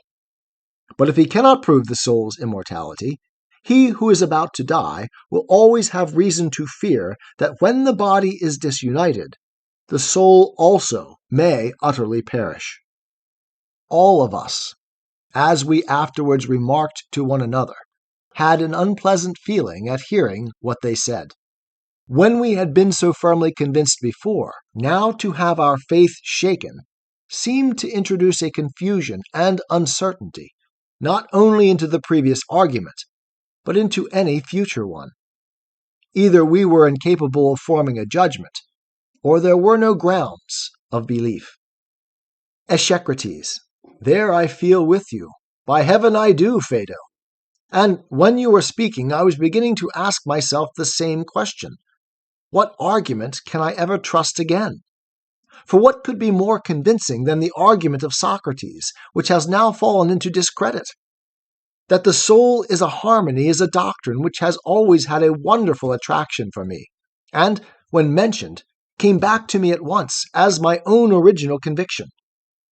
and now I must begin again and find another argument which will assure me that when the man is dead, the soul survives. Tell me, I implore you, how did Socrates proceed? Did he appear to share the unpleasant feeling which you mention? Or did he calmly meet the attack? And did he answer forcibly or feebly? Narrate what passed as exactly as you can. Phaedo. Often, Echecrates, I have wondered at Socrates, but never more than on that occasion. That he should be able to answer was nothing, but what astonished me was, first, the gentle and pleasant and approving manner in which he received the words of the young men, and then his quick sense of the wound which had been inflicted by the argument, and the readiness with which he healed it. He might be compared to a general rallying his defeated and broken army, urging them to accompany him and return to the field of argument. Echecrates. What followed? Phaedo. You shall hear. For I was close to him on his right hand, seated on a sort of stool, and he on a couch, which was a good deal higher. He stroked my head and pressed the hair upon my neck. He had a way of playing with my hair. And then he said, "Tomorrow, Phaedo, I suppose that these fair locks of yours will be severed." "Yes, Socrates, I suppose that they will," I replied. "Not so, if you will take my advice." "What shall I do with them?" I said. "Today," he replied, "and not tomorrow. If this argument dies and we cannot bring it to life again, you and I will both shave our locks. And if I were you, and the argument got away from me, and I could not hold my ground against Simmias and Cebes, I would myself take an oath, like the Argives, not to wear hair any more until I had renewed the conflict and defeated them." "Yes," I said, "but Heracles himself is said not to be a match for two." "Summon me then," he said, "and I will be your Iolaus until the sun goes down." "I summon you rather," I rejoined, "not as Heracles summoning Iolaus, but as Iolaus might summon Heracles." "That will do as well," he said. "But first let us take care that we avoid a danger." "Of what nature?" I said. "Lest we become misologists," he replied. Plato's Dialogue, Phaedo, Part 7. "Today," he replied, "and not tomorrow. If this argument dies and we cannot bring it to life again, you and I will both shave our locks. And if I were you, and the argument got away from me, and I could not hold my ground against Simmias and Cebes, I would myself take an oath, like the Argives, not to wear hair any more until I had renewed the conflict and defeated them." "Yes," I said, "but Heracles himself is said not to be a match for two." "Summon me then," he said, "and I will be your Iolaus until the sun goes down." "I summon you rather," I rejoined, "not as Heracles summoning Iolaus, but as Iolaus might summon Heracles." "That will do as well," he said. "But first let us take care that we avoid a danger." "Of what nature?" I said.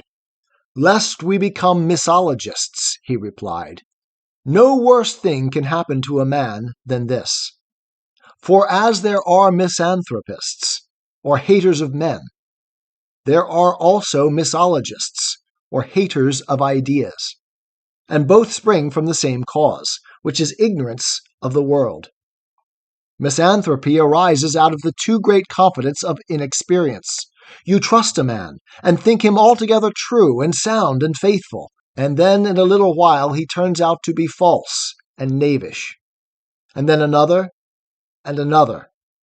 And when this has happened several times to a man, especially when it happens among those whom he deems to be his own most trusted and familiar friends, and he has often quarreled with them, he at last hates all men, and believes that no one has any good in him at all. You must have observed this trait of character?" "I have." "And is not the feeling discreditable? Is it not obvious that such an one having to deal with other men was clearly without any experience of human nature? for experience would have taught him that the true state of the case, that few are the good and few the evil, and that the great majority are in the interval between them. What do you mean? I said. I mean, he replied, as you might say of the very large and very small, that nothing is more uncommon than a very large or very small man. And this applies generally to all extremes, whether of great and small, or swift and slow, or fair and foul, or black and white. And whether the instances you select be men or dogs or anything else, few are the extremes, but many are in the mean between them. Did you never observe this? Yes, I said, I have. And do you not imagine, he said, that if there were a competition in evil, the worst would be found to be very few? Yes, that is very likely, I said. Yes, that is very likely, he replied, although in this respect arguments are unlike men. There I was led on by you to say more than I had intended, but the point of comparison was that when a simple man who has no skill in dialectics believes an argument to be true, which he afterwards imagines to be false, whether really false or not, and then another and another, he has no longer any faith left.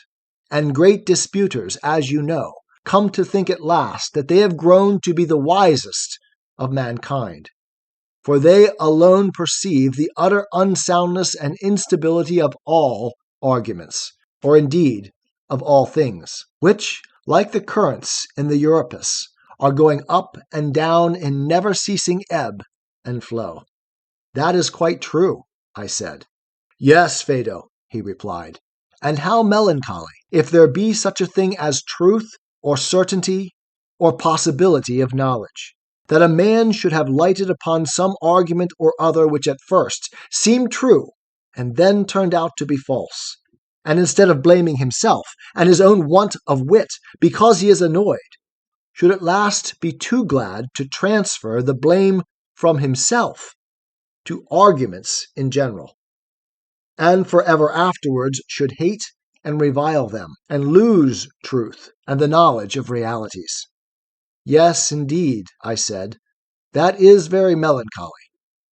Let us then, in the first place, he said, be careful of allowing or of admitting into our souls the notion that there is no health or soundness in any arguments at all. Rather say that we have not yet attained to soundness in ourselves, and that we must struggle manfully and do our best to gain health of mind, you and all other men having regard to the whole of your future life, and I, myself, in the prospect of death. For at this moment I am sensible that I have not the temper of a philosopher. Like the vulgar, I am only a partisan. Now the partisan, when he is engaged in a dispute, cares nothing about the rights of the question, but is anxious only to convince his hearers of his own assertions. And the difference between him and me at the present moment is merely this, that whereas he seeks to convince his hearers that what he says is true, I am rather seeking to convince myself. To convince my hearers is a secondary matter with me. And do but see how much I gain by the argument. For if what I say is true, then I do well to be persuaded of the truth. But if there be nothing after death, still, during the short time that remains, I shall not distress my friends with lamentations, and my ignorance will not last, but will die with me, and therefore no harm will be done. This is the state of mind, simmias and cebes, in which I approach the argument, and I would ask you to be thinking of the truth, and not of Socrates. Agree with me, if I seem to you to be speaking the truth, or if not, withstand me might and main, that I may not deceive you as well as myself in my enthusiasm, and like the bee, leave my sting in you before I die. And now let us proceed, he said. And first of all, let me be sure that I have in my mind what you were saying. Simmias, if I remember rightly, has fears and misgivings whether the soul, although a fairer and diviner thing than the body, being as she is in the form of harmony, may not perish first. On the other hand, Cebes appeared to grant that the soul was more lasting than the body, But he said that no one could know whether the soul, after having worn out many bodies, might not perish herself, and leave her last body behind her, and that this is death, which is the destruction not of the body, but of the soul. For in the body the work of destruction is ever going on. Are not these, simmias and cebes, the points which we have to consider? They both agreed to this statement of them. He proceeded.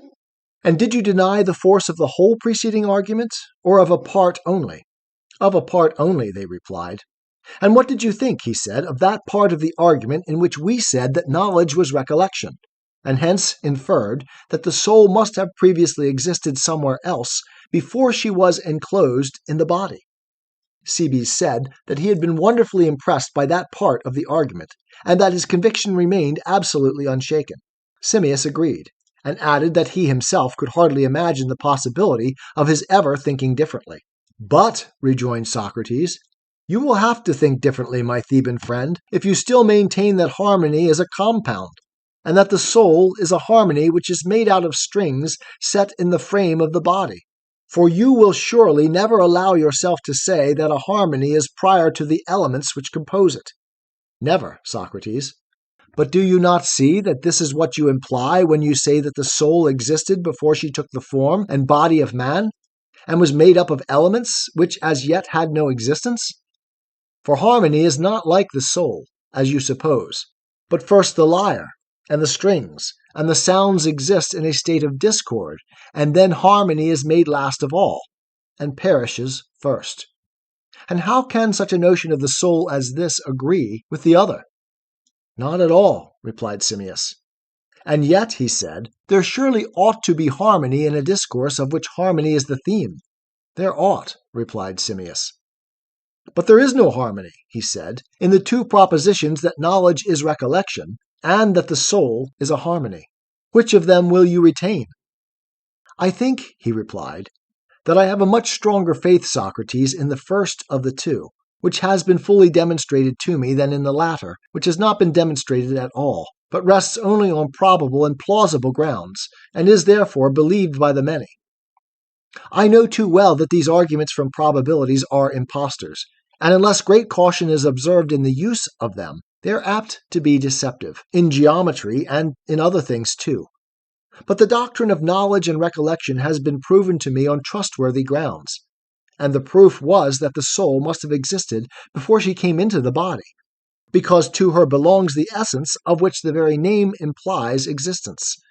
Having, as I am convinced, rightly accepted this conclusion, and on sufficient grounds, I must, as I suppose, cease to argue or allow others to argue that the soul is a harmony. Let me put the matter, Simmias, he said, in another point of view. Do you imagine that a harmony or any other composition can be in a state other than that of the elements out of which it is compounded? Certainly not. Or do or suffer anything other than they do or suffer? He agreed. Then a harmony does not, properly speaking, lead the parts or elements which make up the harmony, but only follows them. He assented. For harmony cannot possibly have any motion or sound or other quality which is opposed to its parts. That would be impossible, he replied. And does not the nature of every harmony depend upon the manner in which the elements are harmonized? I do not understand you, he said. I mean to say that a harmony admits of degrees, and is more of a harmony, and more completely a harmony, when more truly and fully harmonized, to any extent which is possible, and less of a harmony, and less completely a harmony, when less truly and fully harmonized. True. But does the soul admit of degrees? Or is one soul in the very least degree more or less completely a soul, than another? Not in the least. Yet surely of two souls, one is said to have intelligence and virtue, and to be good, and the other to have folly and vice, and to be an evil soul. And this is said truly? Yes, truly. But what will those who maintain the soul to be a harmony say of this presence of virtue and vice in the soul? Will they say that here is another harmony, and another discord, and that the virtuous soul is harmonized, and herself being a harmony has another harmony within her, and that the vicious soul is inharmonical, and has no harmony within her? I cannot tell, replied Simmias, but I suppose that something of the sort would be asserted by those who say that the soul is a harmony. And we have already admitted that no soul is more a soul than another, which is equivalent to admitting that harmony is not more or less harmony, or more or less completely a harmony. Quite true. And that which is not more or less a harmony is not more or less harmonized? True. And that which is not more or less harmonized cannot have more or less of harmony, but only an equal harmony. Yes, an equal harmony. Then one soul, not being more or less absolutely a soul than another, is not more or less harmonized? Exactly. And therefore has neither more nor less of discord, nor yet of harmony. She has not. And having neither more nor less of harmony or of discord, one soul has no more vice or virtue than another, if vice be discord and virtue harmony. Not at all more. Or speaking more correctly, Simmias, the soul, if she is a harmony, will never have any vice, because a harmony, being absolutely a harmony, has no part in the inharmonical. No. And therefore a soul which is absolutely a soul has no vice? How can she have, if the previous argument holds? Then if all souls are equally by their nature souls, all souls of all living creatures will be equally good? I agree with you, Socrates, he said. And can all this be true, think you? He said. For these are the consequences which seem to follow from the assumption that the soul is a harmony. It cannot be true. Once more, he said, what ruler is there of the elements of human nature other than the soul, and especially the wise soul? Do you know of any? Indeed, I do not. And is the soul in agreement with the affections of the body, or is she at variance with them?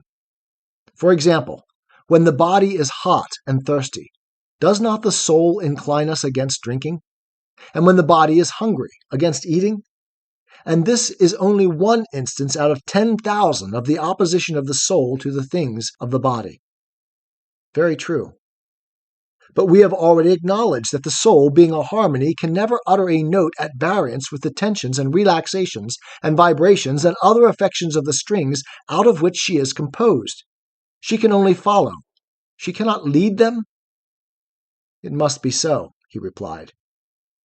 And yet do we not now discover the soul to be doing the exact opposite, leading the elements of which she is believed to be composed, almost always opposing and coercing them in all sorts of ways throughout life, sometimes more violently with the pains of medicine and gymnastic, then again more gently, now threatening, now admonishing the desires, passions, fears, as if talking to a thing which is not herself, as Homer in the Odyssey represents Odysseus doing in the words, "He beat his breast, and thus reproached his heart.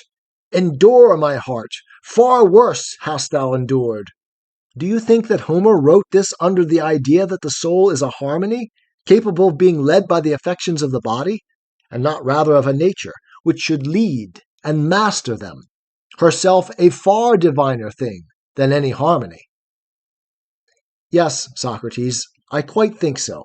Then, my friend, we can never be right in saying that the soul is a harmony, for we should contradict the divine Homer and contradict ourselves. True, he said. Thus much, said Socrates, of Harmonia, your Theban goddess, who has graciously yielded to us. Plato's Dialogue, Phaedo, Part 8. Thus much, said Socrates, of Harmonia, your Theban goddess, who has graciously yielded to us. But what shall I say Cebes to her husband Cadmus? And how shall I make peace with him? I think that you will discover a way of propitiating him, said Cebes. I am sure that you have put the argument with Harmonia in a manner that I could never have expected. For when Simmias was mentioning his difficulty, I quite imagined that no answer could be given to him. And therefore I was surprised at finding that his argument could not sustain the first onset of yours, and not impossibly the other, whom you call Cadmus, may share a similar fate. Nay, my good friend, said Socrates, let us not boast. lest some evil eye should put to flight the word which I am about to speak. That, however, may be left in the hands of those above, while I draw near in Homeric fashion, and try the metal of your words. Here lies the point.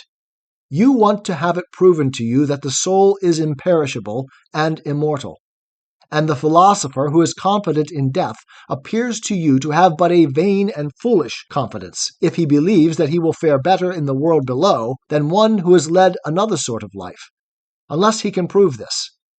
And you say that the demonstration of the strength and divinity of the soul, and her entrance into the human form, may be a sort of disease, which is the beginning of dissolution, and may at last, after the toils of life are over, end in that which is called death.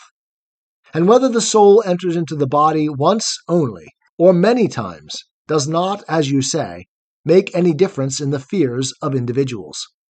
For any man who is not devoid of sense must fear, if he has no knowledge and can give no account of the soul's immortality. This, or something like this, I suspect to be your notion, Cebes, and I designedly recur to it in order that nothing may escape us, and that you may, if you wish, add or subtract anything. But, said Cebes, as far as I see at present, I have nothing to add or subtract.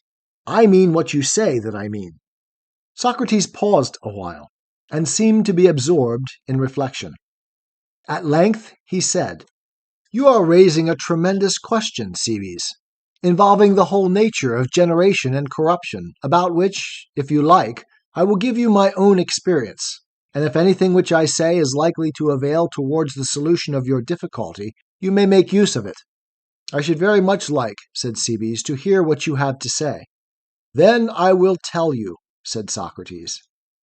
When I was young, Cebes, I had a prodigious desire to know that department of philosophy which is called the investigation of nature, to know the causes of things, and why a thing is created or destroyed appeared to me to be a lofty profession, and I was always agitating myself with the consideration of questions such as these.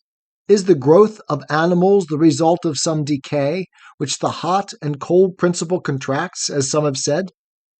Is the blood the element with which we think, or the air, or the fire? Or perhaps nothing of the kind? But the brain may be the originating power of the perceptions of hearing, and sight, and smell, and memory and opinion may come from them, and science may be based on memory and opinion when they have attained fixity.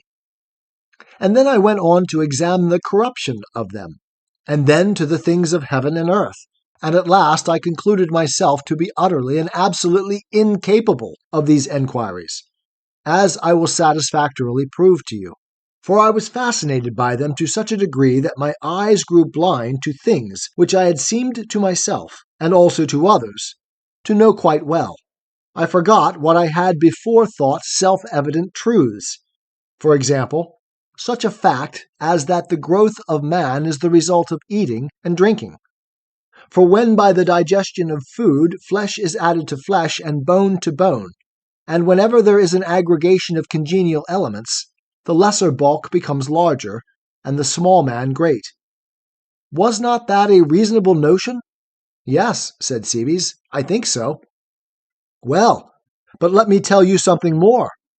There was a time when I thought that I understood the meaning of greater and less pretty well, and when I saw a great man standing by a little one, I fancied that one was taller than the other by a head, or one horse would appear to be greater than another horse, and still more clearly did I seem to perceive that 10 is 2 times more than 8, and that 2 cubits are more than 1, because 2 is the double of 1. And what is now your notion of such matters? Said Cebes. I should be far enough from imagining, he replied, that I knew the cause of any of them.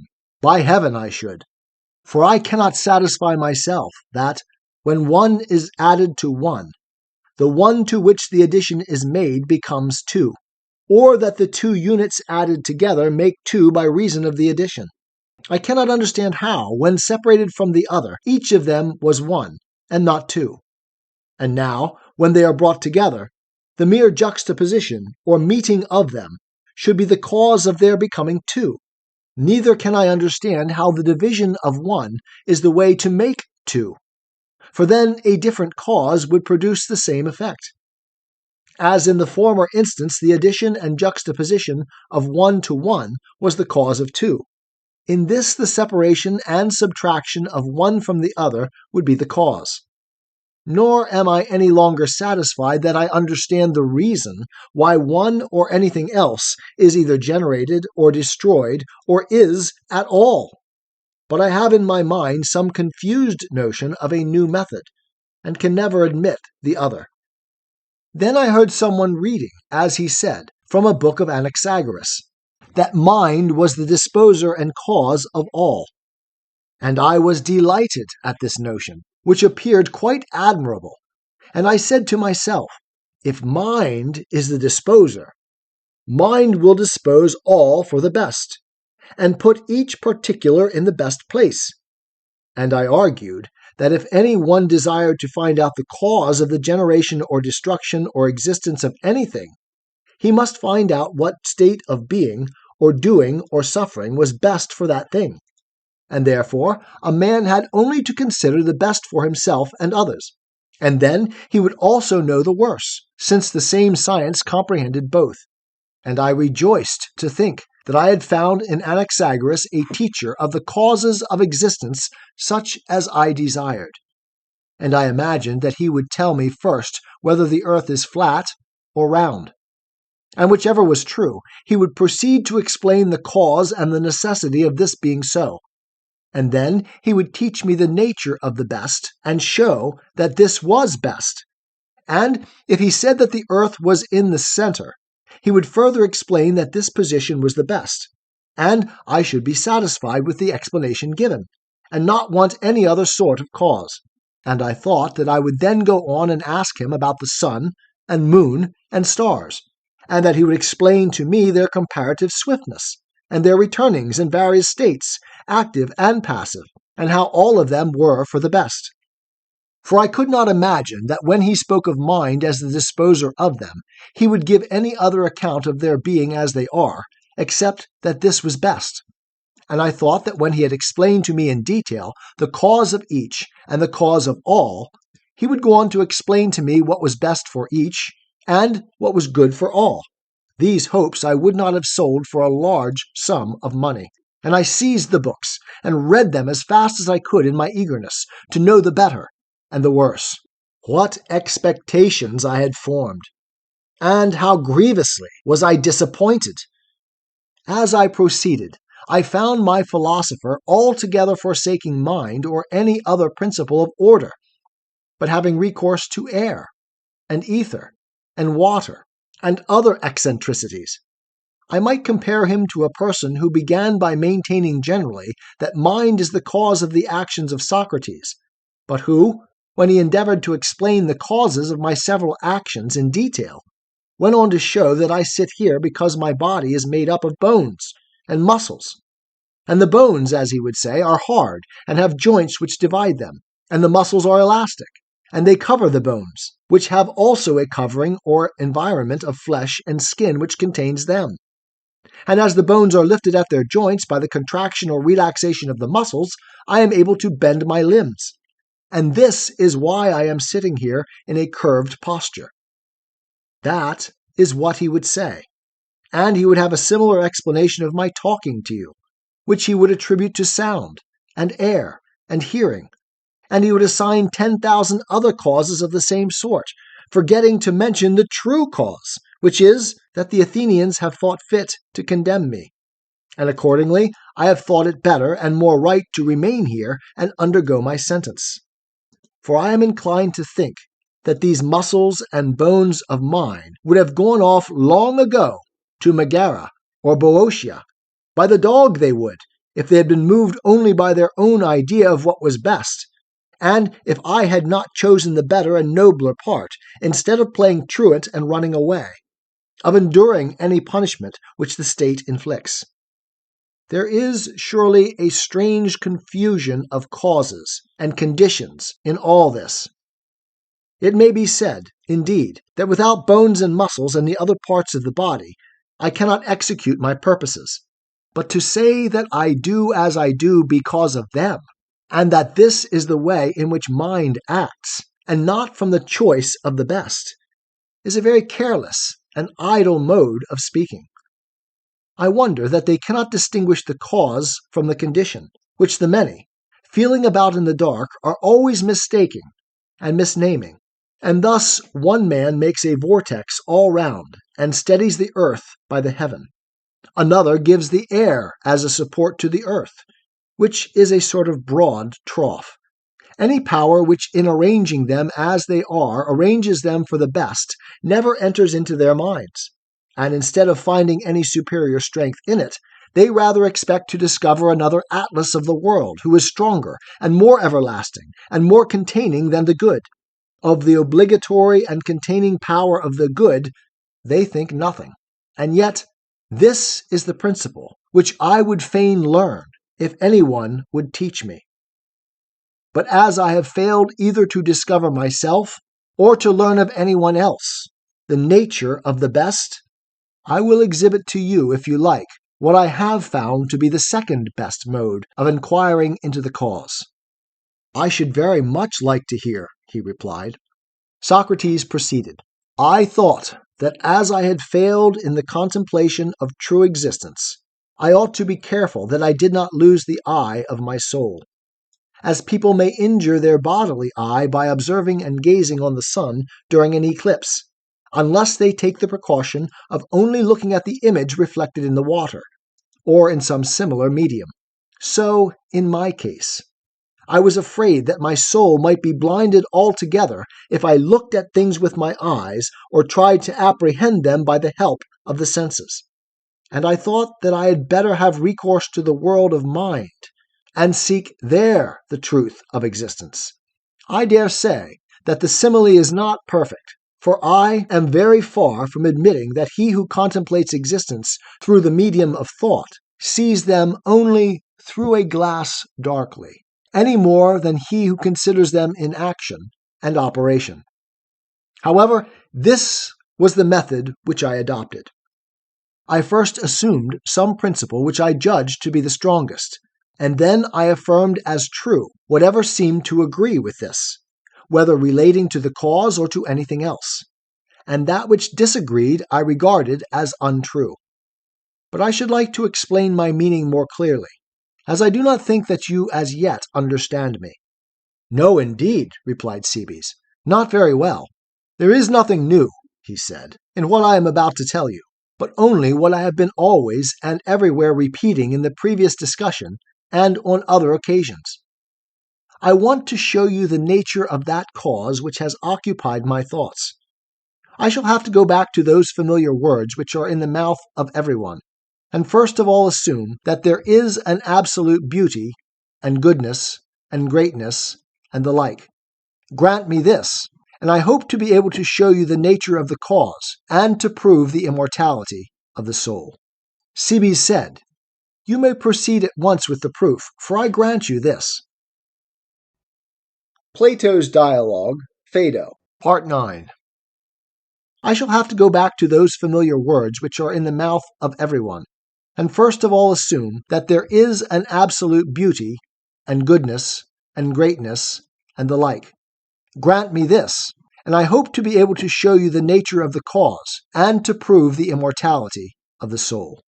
Cebes said, You may proceed at once with the proof, for I grant you this. Well, he said, then I should like to know whether you agree with me in the next step, for I cannot help thinking, if there be anything beautiful other than absolute beauty, should there be such, that it can be beautiful only in as far as it partakes of absolute beauty, and I should say the same of everything. Do you agree in this notion of the cause? Yes, he said, I agree. He proceeded, I know nothing, and can understand nothing of any other of those wise causes which are alleged. And if a person says to me that the bloom of color, or form, or any such thing is a source of beauty, I leave all that, which is only confusing to me, and simply and singly, and perhaps foolishly, hold and am assured in my own mind that nothing makes a thing beautiful but the presence and participation of beauty in whatever way or manner obtained. For as to the manner, I am uncertain. But I stoutly contend that by beauty all beautiful things become beautiful. This appears to me to be the safest answer which I can give, either to myself or to another, and to this I cling, in the persuasion that this principle will never be overthrown, and that to myself or to any one who asks the question, I may safely reply that by beauty, beautiful things become beautiful. Do you not agree with me? I do. And that by greatness only, great things become great, and greater, greater, and by smallness, the less become less? True. Then, if a person were to remark that A is taller by a head than B, and B less by a head than A, you would refuse to admit his statement, and would stoutly contend that what you mean is only that the greater is greater by, and by reason of, greatness, and the less is less only by, and by reason of, smallness. And thus you would avoid the danger of saying that the greater is greater and the less less by the measure of the head, which is the same in both, and would also avoid the monstrous absurdity of supposing that the greater man is greater by reason of the head, which is small. You would be afraid to draw such an inference, would you not? Indeed I should, said Cebes, laughing. In like manner, you would be afraid to say that 10 exceeded 8 by, and by reason of, 2, but would say by, and by reason of, number. Or you would say that 2 cubits exceed 1 cubit not by a half, but by magnitude? For there is the same liability to error in all these cases. Very true, he said. Again, would you not be cautious of affirming that the addition of 1 to 1, or the division of 1, is the cause of 2? And you would loudly asseverate that you know of no way in which anything comes into existence except by participation in its own proper essence, and consequently, as far as you know, the only cause of 2 is the participation in duality. This is the way to make 2, and the participation in 1 is the way to make 1. You would say, I will let alone puzzles of division and addition. Wiser heads than mine may answer them. Inexperienced as I am, and ready to start, as the proverb says, at my own shadow, I cannot afford to give up the sure ground of a principle. And if anyone assails you there, you would not mind him, or answer him, until you had seen whether the consequences which follow agree with one another or not. And when you are further required to give an explanation of this principle, you would go on to assume a higher principle, and a higher, until you found a resting place in the best of the higher. But you would not confuse the principle and the consequences in your reasoning, like the eristics, at least if you wanted to discover real existence. Not that this confusion signifies to them, who never care or think about the matter at all, for they have the wit to be well pleased with themselves, however great may be the turmoil of their ideas. But you, if you are a philosopher, will certainly do as I say. What you say is most true, said Simmias and Cebes, both speaking at once. Echecrates. Yes, Phaedo, and I do not wonder at their assenting. Anyone who has the least sense will acknowledge the wonderful clearness of Socrates' reasoning. Phaedo. Certainly, Echecrates, and such was the feeling of the whole company at the time. Echecrates. Yes, and equally of ourselves, who were not of the company, and are now listening to your recital. But what followed? Phaedo. After all this had been admitted, and they had that ideas exist, and that other things participate in them and derive their names from them, Socrates, if I remember rightly, said, This is your way of speaking. And yet, when you say that Simmias is greater than Socrates and less than Phaedo, do you not predicate of Simmias both greatness and smallness? Yes, I do. But still you allow that Simmias does not really exceed Socrates, as the words may seem to imply, because he is Simmias, but by reason of the size which he has, just as Simmias does not exceed Socrates because he is Simmias, any more than because Socrates is Socrates, but because he has smallness when compared with the greatness of Simmias. True. And if Phaedo exceeds him in size, this is not because Phaedo is Phaedo, but because Phaedo has greatness relatively to Simmias, who is comparatively smaller? That is true. And therefore Simmias is said to be great, and is also said to be small, because he is in a mean between them, exceeding the smallness of the one by his greatness, and allowing the greatness of the other to exceed his smallness. He added, laughing, I am speaking like a book, but I believe that what I am saying is true. Simmias assented. I speak as I do because I want you to agree with me in thinking, not only that absolute greatness will never be great and also small, but that greatness in us, or in the concrete, will never admit the small or admit of being exceeded. Instead of this, one of two things will happen. Either the greater will fly or retire before the opposite, which is the less, or at the approach of the less has already ceased to exist, but will not, if allowing or admitting of smallness, be changed by that.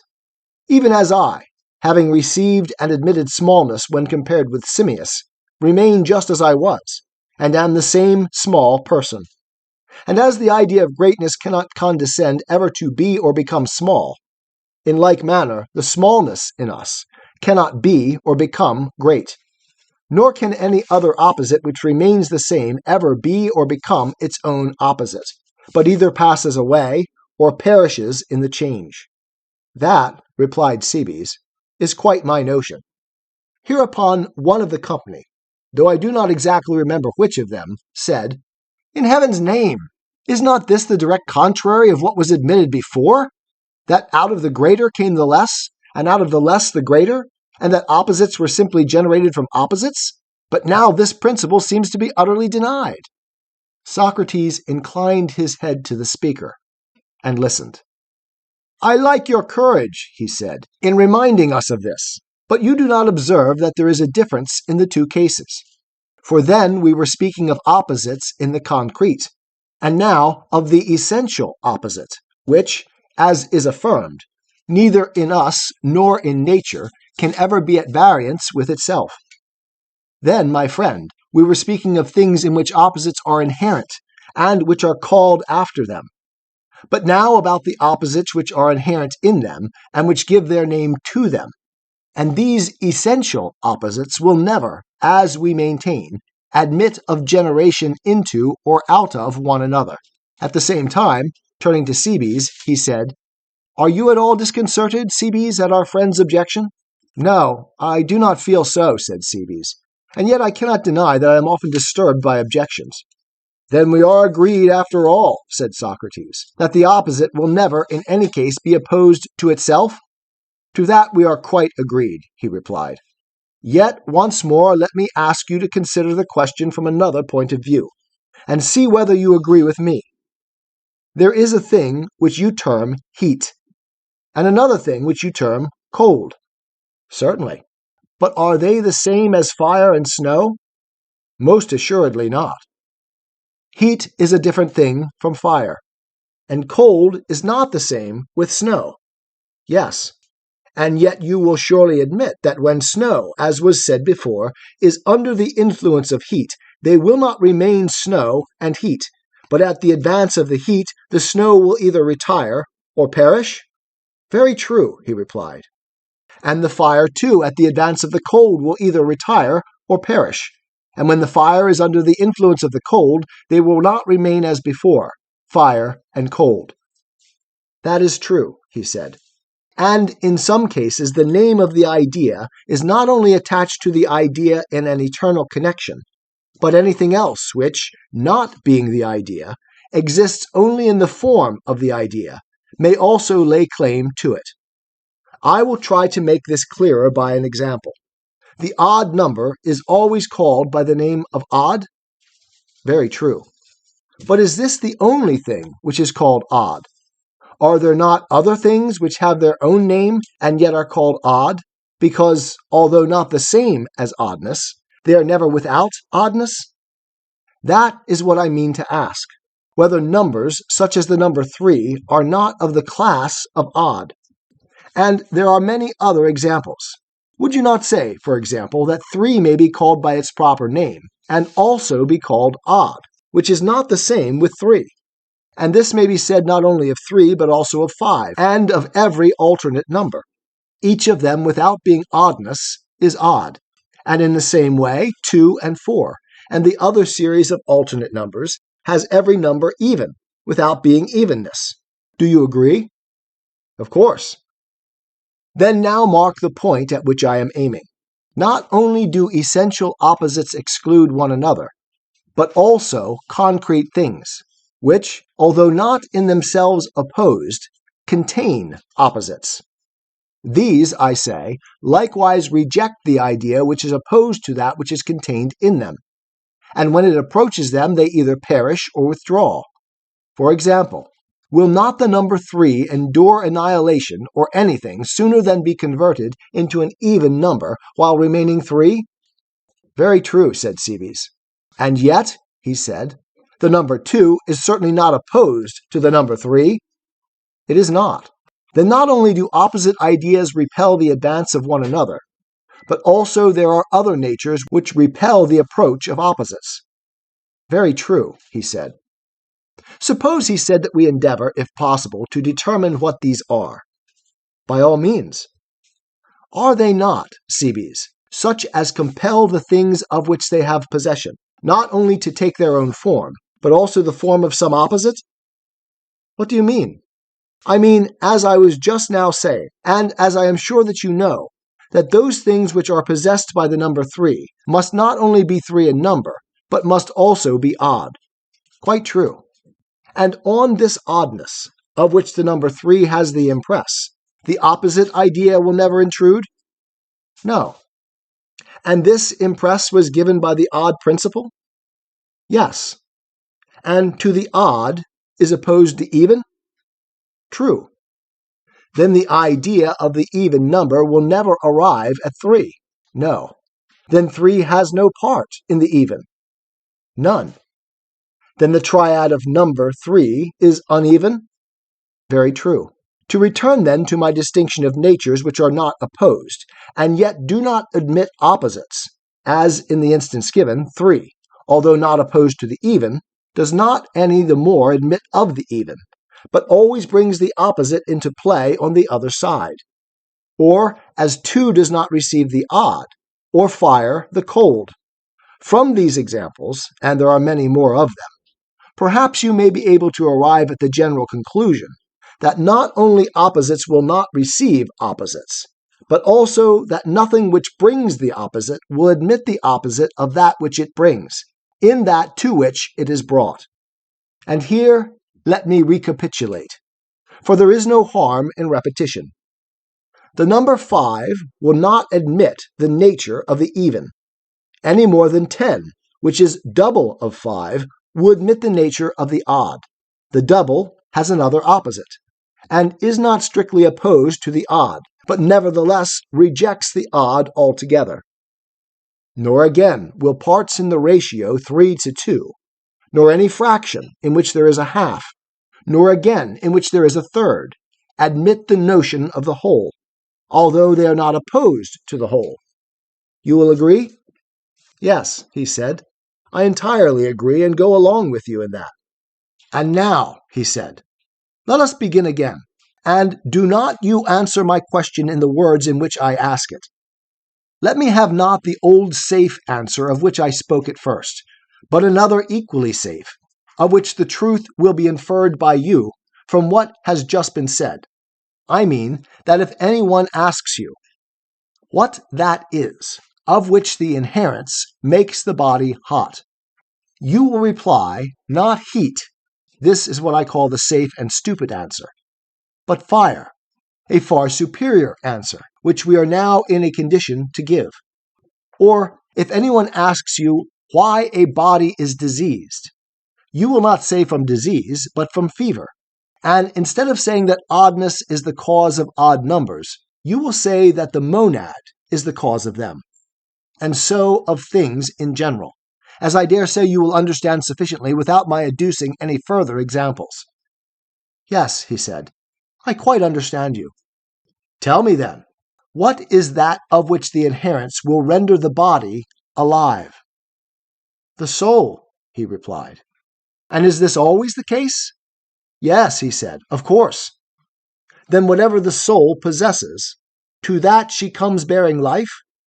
Yes, certainly. And is there any opposite to life? There is, he said. And what is that? Death? Then the soul, as has been acknowledged, will never receive the opposite of what she brings. Impossible, replied Cebes. And now, he said, what did we just now call that principle which repels the even, the odd, and that principle which repels the musical, or the just? The unmusical, he said, and the unjust. And what do we call the principle which does not admit of death? The immortal, he said. And does the soul admit of death? No. Then the soul is immortal? Yes, he said. And may we say that this has been proven? Yes, abundantly proven, Socrates, he replied. Supposing that the odd were imperishable, must not three be imperishable? Of course. And if that which is cold were imperishable, when the warm principle came attacking the snow, must not the snow have retired whole and unmelted? For it could never have perished, nor could it have remained and admitted the heat. True, he said. Again, if the uncooling or warm principle were imperishable, the fire, when assailed by cold, would not have perished, or would have been extinguished, but would have gone away unaffected? Certainly, he said. And the same may be said of the immortal. If the immortal is also imperishable, the soul, when attacked by death, cannot perish.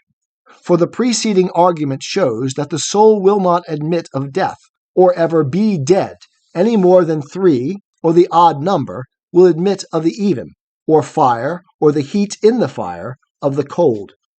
Yet a person may say, but although the odd will not become even at the approach of the even, why may not the odd perish, and the even take the place of the odd? Now, to him who makes this objection, we cannot answer that the odd principle is imperishable, for this has not been acknowledged. But if this had been acknowledged, there would have been no difficulty in contending that at the approach of the even, the odd principle and the number three took their departure, and the same argument would have held good of fire and heat and any other thing. Very true.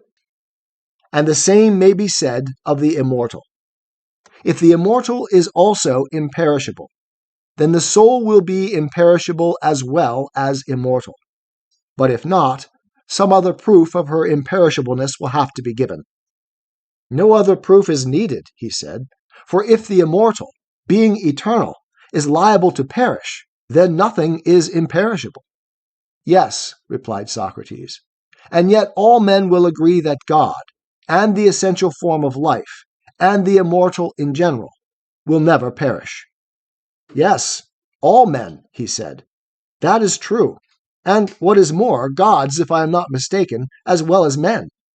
Seeing then that the immortal is indestructible, must not the soul, if she is immortal, be also imperishable?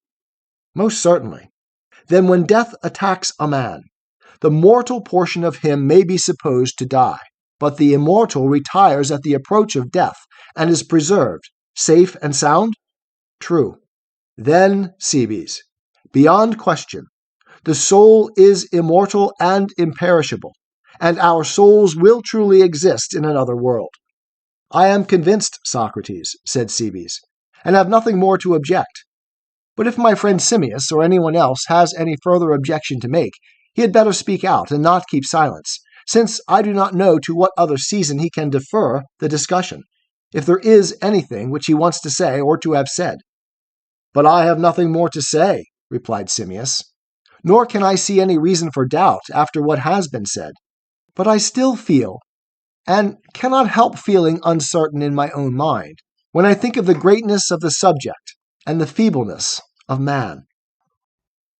Plato's Dialogue, Phaedo, Part 10.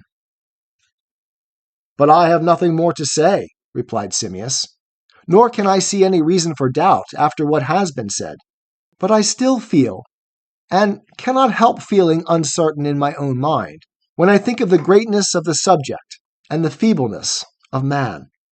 Yes, Simmias, replied Socrates, that is well said. And I may add that first principles, even if they appear certain, should be carefully considered. and when they are satisfactorily ascertained, then, with a sort of hesitating confidence in human reason, you may, I think, follow the course of the argument. And if that be plain and clear, there will be no need for any further enquiry. Very true. But then, O my friends, he said, if the soul is really immortal, what care should be taken of her, not only in respect of the portion of time which is called life, but of eternity? And the danger of neglecting her from this point of view does indeed appear to be awful. If death had only been the end of all, the wicked would have had a good bargain in dying. For they would have been happily quit, not only of their body, but of their own evil together with their souls. But now, inasmuch as the soul is manifestly immortal, there is no release or salvation from evil, except the attainment of the highest virtue and wisdom. For the soul, when on her progress to the world below, takes nothing with her but nurture and education. And these are said greatly to benefit, or greatly to injure the departed, at the very beginning of his journey thither.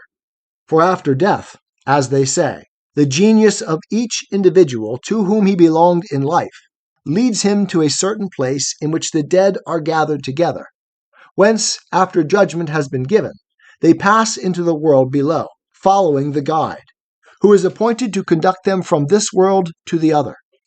And when they have there received their due and remained their time, another guide brings them back again after many revolutions of ages.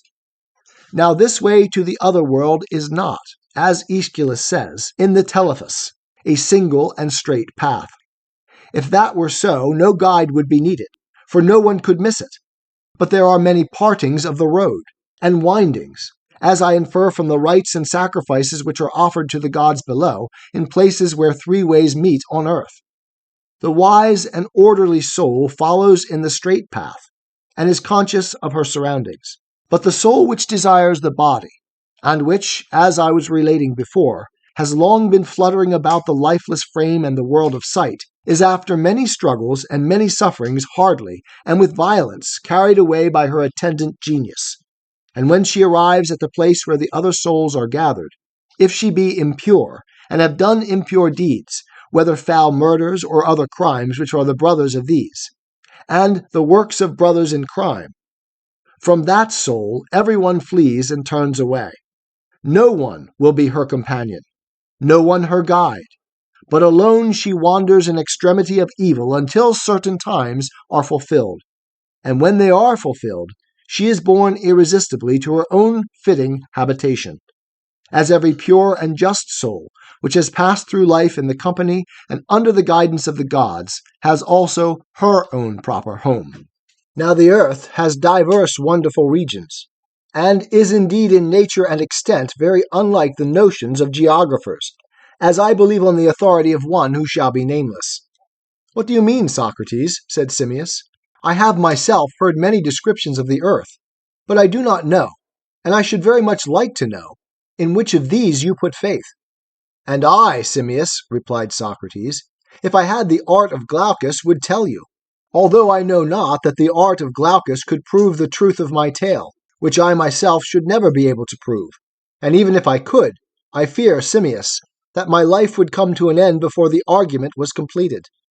I may describe to you, however, the form and regions of the earth according to my conception of them. That, said Simmias, will be enough. Well then, he said, my conviction is that the earth is a round body in the center of the heavens, and therefore has no need of air or any similar force to be a support, but is kept there, and hindered from falling or inclining any way, by the equability of the surrounding heaven, and by her own equipoise. For that which, being in equipoise, is in the center of that which is equably diffused, will not incline any way in any degree, but will always remain in the same state and not deviate. And this is my first notion, which is surely a correct one, said Simmias. Also I believe that the earth is very vast, and that we who dwell in the region extending from the river Phaesus to the Pillars of Heracles inhabit a small portion only about the sea, like ants or frogs about a marsh. and that there are other inhabitants of many other like places. For everywhere on the face of the earth there are hollows of various forms and sizes, into which the water and the mist and the lower air collect. But the true earth is pure, and situated in the pure heaven. There are the stars also, and it is the heaven which is commonly spoken of by us as the ether, and of which our own earth is the sediment gathering in the hollows beneath. But we who live in these hollows are deceived into the notion that we are dwelling above on the surface of the earth, which is just as if a creature who was at the bottom of the sea were to fancy that he was on the surface of the water, and that the sea was the heaven through which he saw the sun and the other stars, he having never come to the surface by reason of his feebleness and sluggishness, and having never lifted up his head and seen, nor ever heard, from one who had seen, how much purer and fairer the world above is than his own. And such is exactly our case. For we are dwelling in a hollow of the earth, and fancy that we are on the surface. And the air we call the heaven, in which we imagine that the stars move. But the fact is that owing to our feebleness and sluggishness, we are prevented from reaching the surface of the air. For if any man could arrive at the exterior limit, or take the wings of a bird and come to the top, then like a fish who puts his head out of the water and sees this world, he would see a world beyond. And if the nature of man could sustain the sight, he would acknowledge that this other world was the place of the true heaven, and the true light, and the true earth. For our earth, and the stones, and the entire region which surrounds us, are spoilt and corroded, as in the sea all things are corroded by the brine. Neither is there any noble or perfect growth, but caverns only, and sand, and an endless slough of mud. And even the shore is not to be compared to the fairer sights of this world. And still less is this our world to be compared with the other. Of that upper earth which is under the heaven, I can tell you a charming tale, Simmias, which is well worth hearing. And we, Socrates, replied Simmias, shall be charmed to listen to you. The tale, my friend, he said, is as follows. In the first place, the earth, when looked at from above, is in appearance streaked, like one of those balls which have leather coverings in 12 pieces, and is decked with various colors, of which the colors used by painters on earth are in a manner samples. But there the whole earth is made up of them, and they are brighter far and clearer than ours. There is a purple of wonderful luster, also the radiance of gold, and the white which is in the earth is whiter than any chalk or snow. Of these and other colors the earth is made up, and they are more in number and fairer than the eye of man has ever seen. The very hollows, of which I was speaking, filled with air and water, have a color of their own, and are seen like light gleaming amid the diversity of the other colors, so that the whole presents a single and continuous appearance of variety in unity. And in this fair region everything that grows, trees and flowers and fruits, are in a like degree fairer than any here. And there are hills, having stones in them in a like degree smoother, and more transparent, and fairer in color than our highly valued emeralds and sardonyxes and jaspers, and other gems, which are but minute fragments of them. For there all the stones are like our precious stones, and fairer still. The reason is that they are pure, and not, like our precious stones, infected or corroded by the corrupt briny elements which coagulate among us, and which breed foulness and disease, both in earth and stones, as well as in animals and plants. They are the jewels of the upper earth, which also shines with gold and silver and the like, and they are set in the light of day, and are large and abundant in all places, making the earth a sight to gladden the beholder's eye. And there are animals and men, some in a middle region, others dwelling about the air as we dwell about the sea, others in islands which the air flows round, near the continent. And, in a word, the air is used by them as the water and the sea are by us, and the ether is to them what the air is to us. Moreover, the temperament of their seasons is such that they have no disease, and live much longer than we do, and have sight and hearing and smell, and all the other senses in far greater perfection, in the same proportion that air is purer than water, or the ether than air. Also, they have temples and sacred places in which the gods really dwell, and they hear their voices, and receive their answers, and are conscious of them and hold converse with them, and they see the sun, moon, and stars as they truly are, and their other blessedness is of a piece with this. Such is the nature of the whole earth, and of the things which are around the earth. And there are diverse regions in the hollows on the face of the globe everywhere, some of them deeper and more extended than that which we inhabit, others deeper but with a narrower opening than ours, and some are shallower and also wider. All have numerous perforations, and there are passages broad and narrow in the interior of the earth, connecting them with one another. And there flows out of and into them, as into basins, a vast tide of water, and huge subterranean streams of perennial rivers, and springs hot and cold, and a great fire, and great rivers of fire, and streams of liquid mud, thin or thick, like the rivers of mud in Sicily, and the lava streams which follow them. And the regions about which they happen to flow are filled up with them. And there is a swinging or seesaw in the interior of the earth which moves all this up and down, and is due to the following cause. There is a chasm which is the vastest of them all, and pierces right through the whole earth. This is that chasm which Homer describes in the words, "Far off, where is the inmost depth beneath the earth," and which he in other places, and many other poets, have called Tartarus. And the seesaw is caused by the streams flowing into and out of this chasm, and they each have the nature of the soil through which they flow. And the reason why the streams are always flowing in and out is that the watery element has no bed or bottom, but is swinging and surging up and down, and the surrounding wind and air do the same. They follow the water up and down, hither and thither over the earth, just as in the act of respiration, the air is always in process of inhalation and exhalation, and the wind swinging with the water in and out produces fearful and irresistible blasts. When the waters retire with a rush into the lower parts of the earth, as they are called, they flow through the earth in those regions and fill them up like water raised by a pump.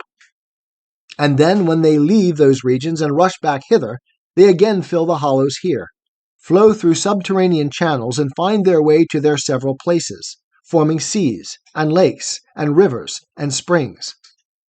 Thence they again enter the earth, some of them making a long circuit into many lands, others going to a few places and not so distant, and again fall into Tartarus, some at a point a good deal lower than that at which they rose, and others not much lower, but all in some degree lower than the point from which they came. And some burst forth again on the opposite side, and some on the same side, and some wind round the earth with one or many folds like the coils of a serpent, and descend as far as they can, but always return and fall into the chasm. The rivers flowing in either direction can descend only to the center, and no further, for opposite to the rivers is a precipice. Now these rivers are many and mighty and diverse, and there are 4 principal ones, of which the greatest and outermost is that called Oceanus, which flows round the earth in a circle, and in the opposite direction flows Acheron, which passes under the earth through desert places into the Acherusian lake. This is the lake to the shores of which the souls of the many go when they are dead. And after waiting an appointed time, which is to some a longer and to some a shorter time, they are sent back to be born again as animals. The third river passes out between the two, and near the place of outlet pours into a vast region of fire, and forms a lake larger than the Mediterranean Sea, boiling with water and mud, and proceeding muddy and turbid and winding about the earth, comes, among other places, to the extremities of the Acherusian lake, but mingles not with the waters of the lake, and after making many coils about the earth plunges into Tartarus at a deeper level. This is that Pyriphlegethon, as the stream is called, which throws up jets of fire in different parts of the earth. The fourth river goes out on the opposite side and falls first of all into a wild and savage region, which is all of a dark blue color, like lapis lazuli. And this is that river which is called the Stygian River, and falls into and forms the lake Styx, and after falling into the lake and receiving strange powers in the waters, passes under the earth, winding round in the opposite direction, and comes near the Acherusian lake from the opposite side to Pyriphlegethon. And the water of this river too mingles with no other, but flows round in a circle and falls into Tartarus over against Pyriphlegethon. And the name of the river, as the poets say, is Cocytus. Such is the nature of the other world. And when the dead arrive at the place to which the genius of each severally guides them, first of all, they have sentence passed upon them, as they have lived well and piously or not.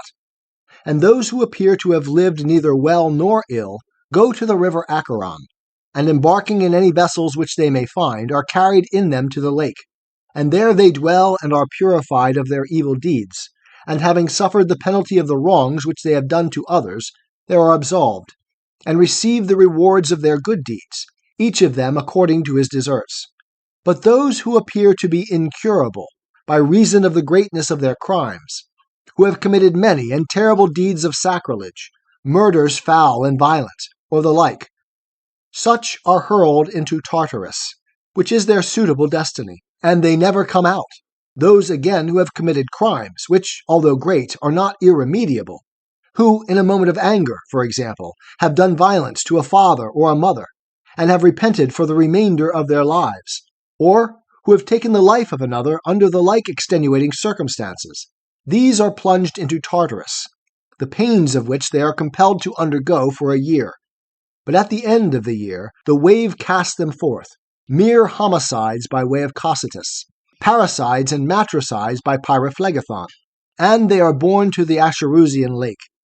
And there they lift up their voices and call upon the victims whom they have slain or wronged to have pity on them, and to be kind to them, and let them come out into the lake. And if they prevail, then they come forth and cease from their troubles. But if not, they are carried back again into Tartarus, and from thence into the rivers unceasingly, until they obtain mercy from those whom they have wronged. For that is the sentence inflicted upon them by their judges. Those, too, who have been preeminent for holiness of life are released from this earthly prison, and go to their pure home which is above, and dwell in the purer earth. And of these, such as have duly purified themselves with philosophy live henceforth altogether without the body, in mansions fairer still, which may not be described, and of which the time would fail me to tell. Wherefore, Simmias, seeing all these things, what ought not we to do that we may obtain virtue and wisdom in this life? Fair is the prize, and the hope great. Life is complex. Join us for the simple gifts of wisdom, love, and delight in the written word.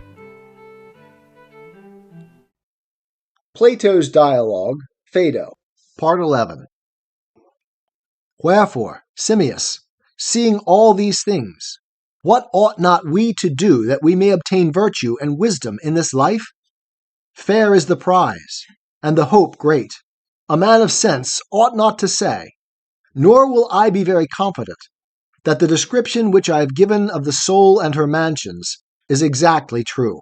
But I do say that, inasmuch as the soul is shown to be immortal, he may venture to think, not improperly or unworthily, that something of the kind is true.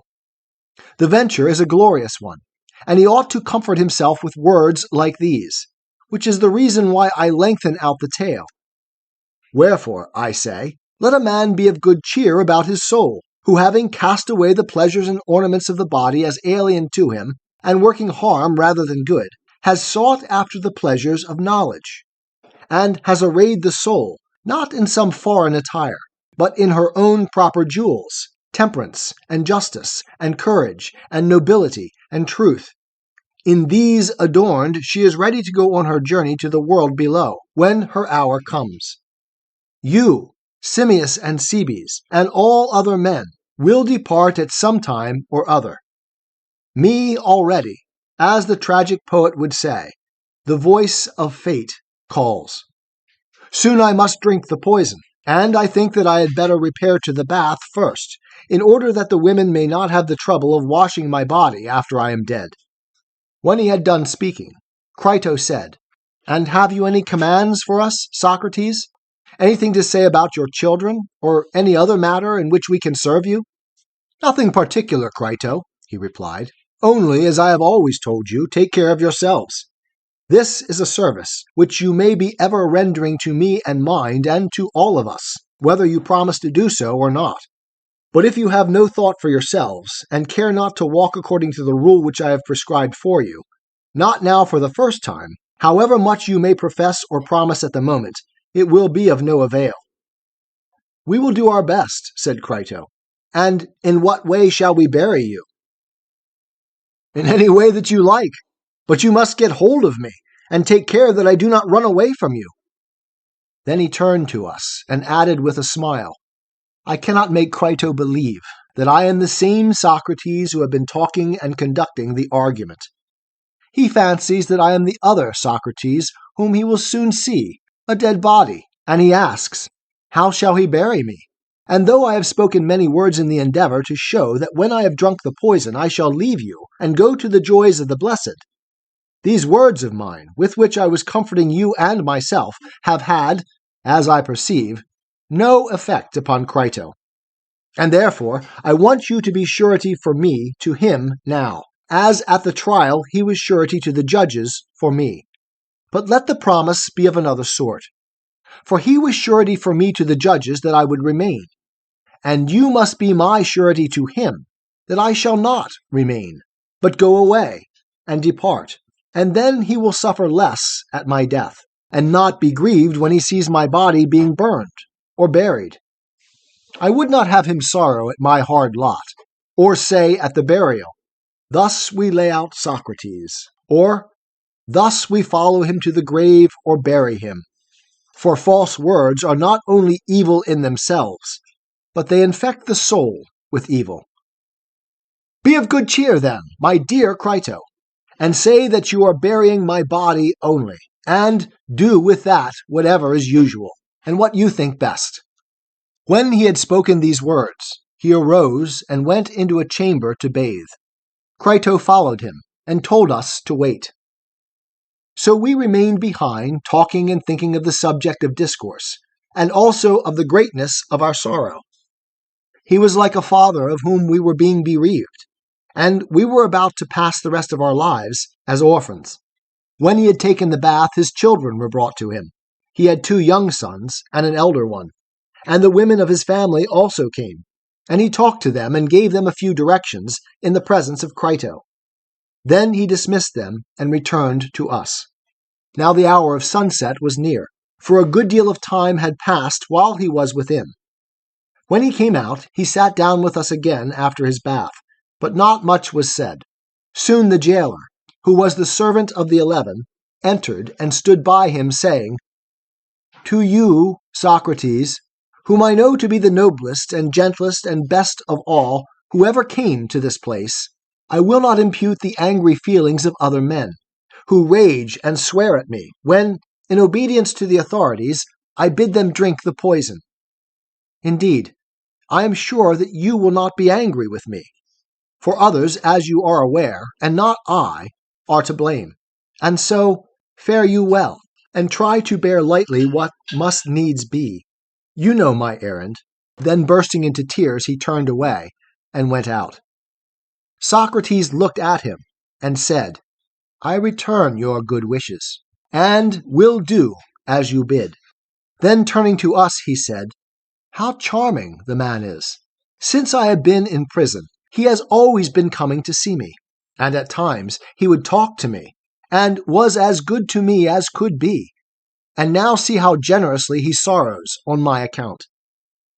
We must do as he says, Crito, and therefore let the cup be brought, if the poison is prepared.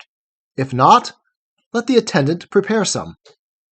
Yet, said Crito, the sun is still upon the hilltops, and I know that many a one has taken the draught late, and after the announcement has been made to him, he has eaten and drunk and enjoyed the society of his beloved. Do not hurry. There is time enough. Socrates said, Yes, Crito, and they of whom you speak are right in so acting, for they think that they will be gainers by the delay.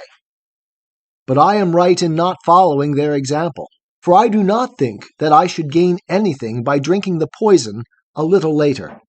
I should only be ridiculous in my own eyes for sparing and saving a life which is already forfeit. Please then to do as I say, and not to refuse me." Crito made a sign to the servant, who was standing by, and he went out, and having been absent for some time, returned with the jailer, carrying the cup of poison. Socrates said, "You, my good friend, who are experienced in these matters, shall give me directions how I am to proceed." The man answered, "You have only to walk about until your legs are heavy, and then to lie down, and the poison will act." At the same time he handed the cup to Socrates, who, in the easiest and gentlest manner, without the least fear or change of color or feature, looking at the man with all his eyes, Echecrates, as his manner was, took the cup and said, "What do you say about making a libation out of this cup to any god? May I or not?" The man answered, "We only prepare, Socrates, just so much as we deem enough." "I understand," he said, "but I may and must ask the gods to prosper my journey from this to the other world." "Even so, and so be it according to my prayer." Then raising the cup to his lips, quite readily and cheerfully, he drank off the poison. And hitherto, most of us had been able to control our sorrow. But now, when we saw him drinking, and saw too that he had finished the draught, we could no longer forbear, and in spite of myself my own tears were flowing fast, so that I covered my face and wept, not for him, but at the thought of my own calamity in having to part from such a friend. Nor was I the first, for Crito, when he found himself unable to restrain his tears, had got up, and I followed. And at that moment, Apollodorus, who had been weeping all the time, broke out in a loud and passionate cry which made cowards of us all. Socrates alone retained his calmness. "What is this strange outcry?" he said. "I sent away the women mainly in order that they might not misbehave in this way, for I have been told that a man should die in peace. Be quiet, then, and have patience." When we heard his words, we were ashamed and refrained our tears. And he walked about until, as he said, his legs began to fail. And then he lay on his back, according to the directions. And the man who gave him the poison now and then looked at his feet and legs. And after a while he pressed his foot hard, and asked him if he could feel. And he said, "No."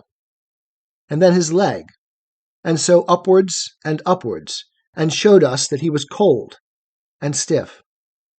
And he felt them himself, and said, "When the poison reaches the heart, that will be the end." He was beginning to grow cold about the groin, when he uncovered his face, for he had covered himself up, and said, they were his last words. He said, "Crito, I owe a cock to Asclepius. Will you remember to pay the debt?" "The debt shall be paid," said Crito. "Is there anything else?" There was no answer to this question. But in a minute or two a movement was heard, and the attendants uncovered him. His eyes were set, and Crito closed his eyes and mouth. Such was the end, Echecrates, of our friend, concerning whom I may truly say, that of all the men of his time whom I have known, he was the wisest and justest and best. 'Tis the gift to be simple, 'tis the gift to be free, 'tis the gift to come down where we ought to be, and when we find ourselves in the place just right, 'twill be in the valley of love and delight. When true simplicity is gained, to bow and to bend, we will not be ashamed. To turn will be our delight, till by turning, we come round right.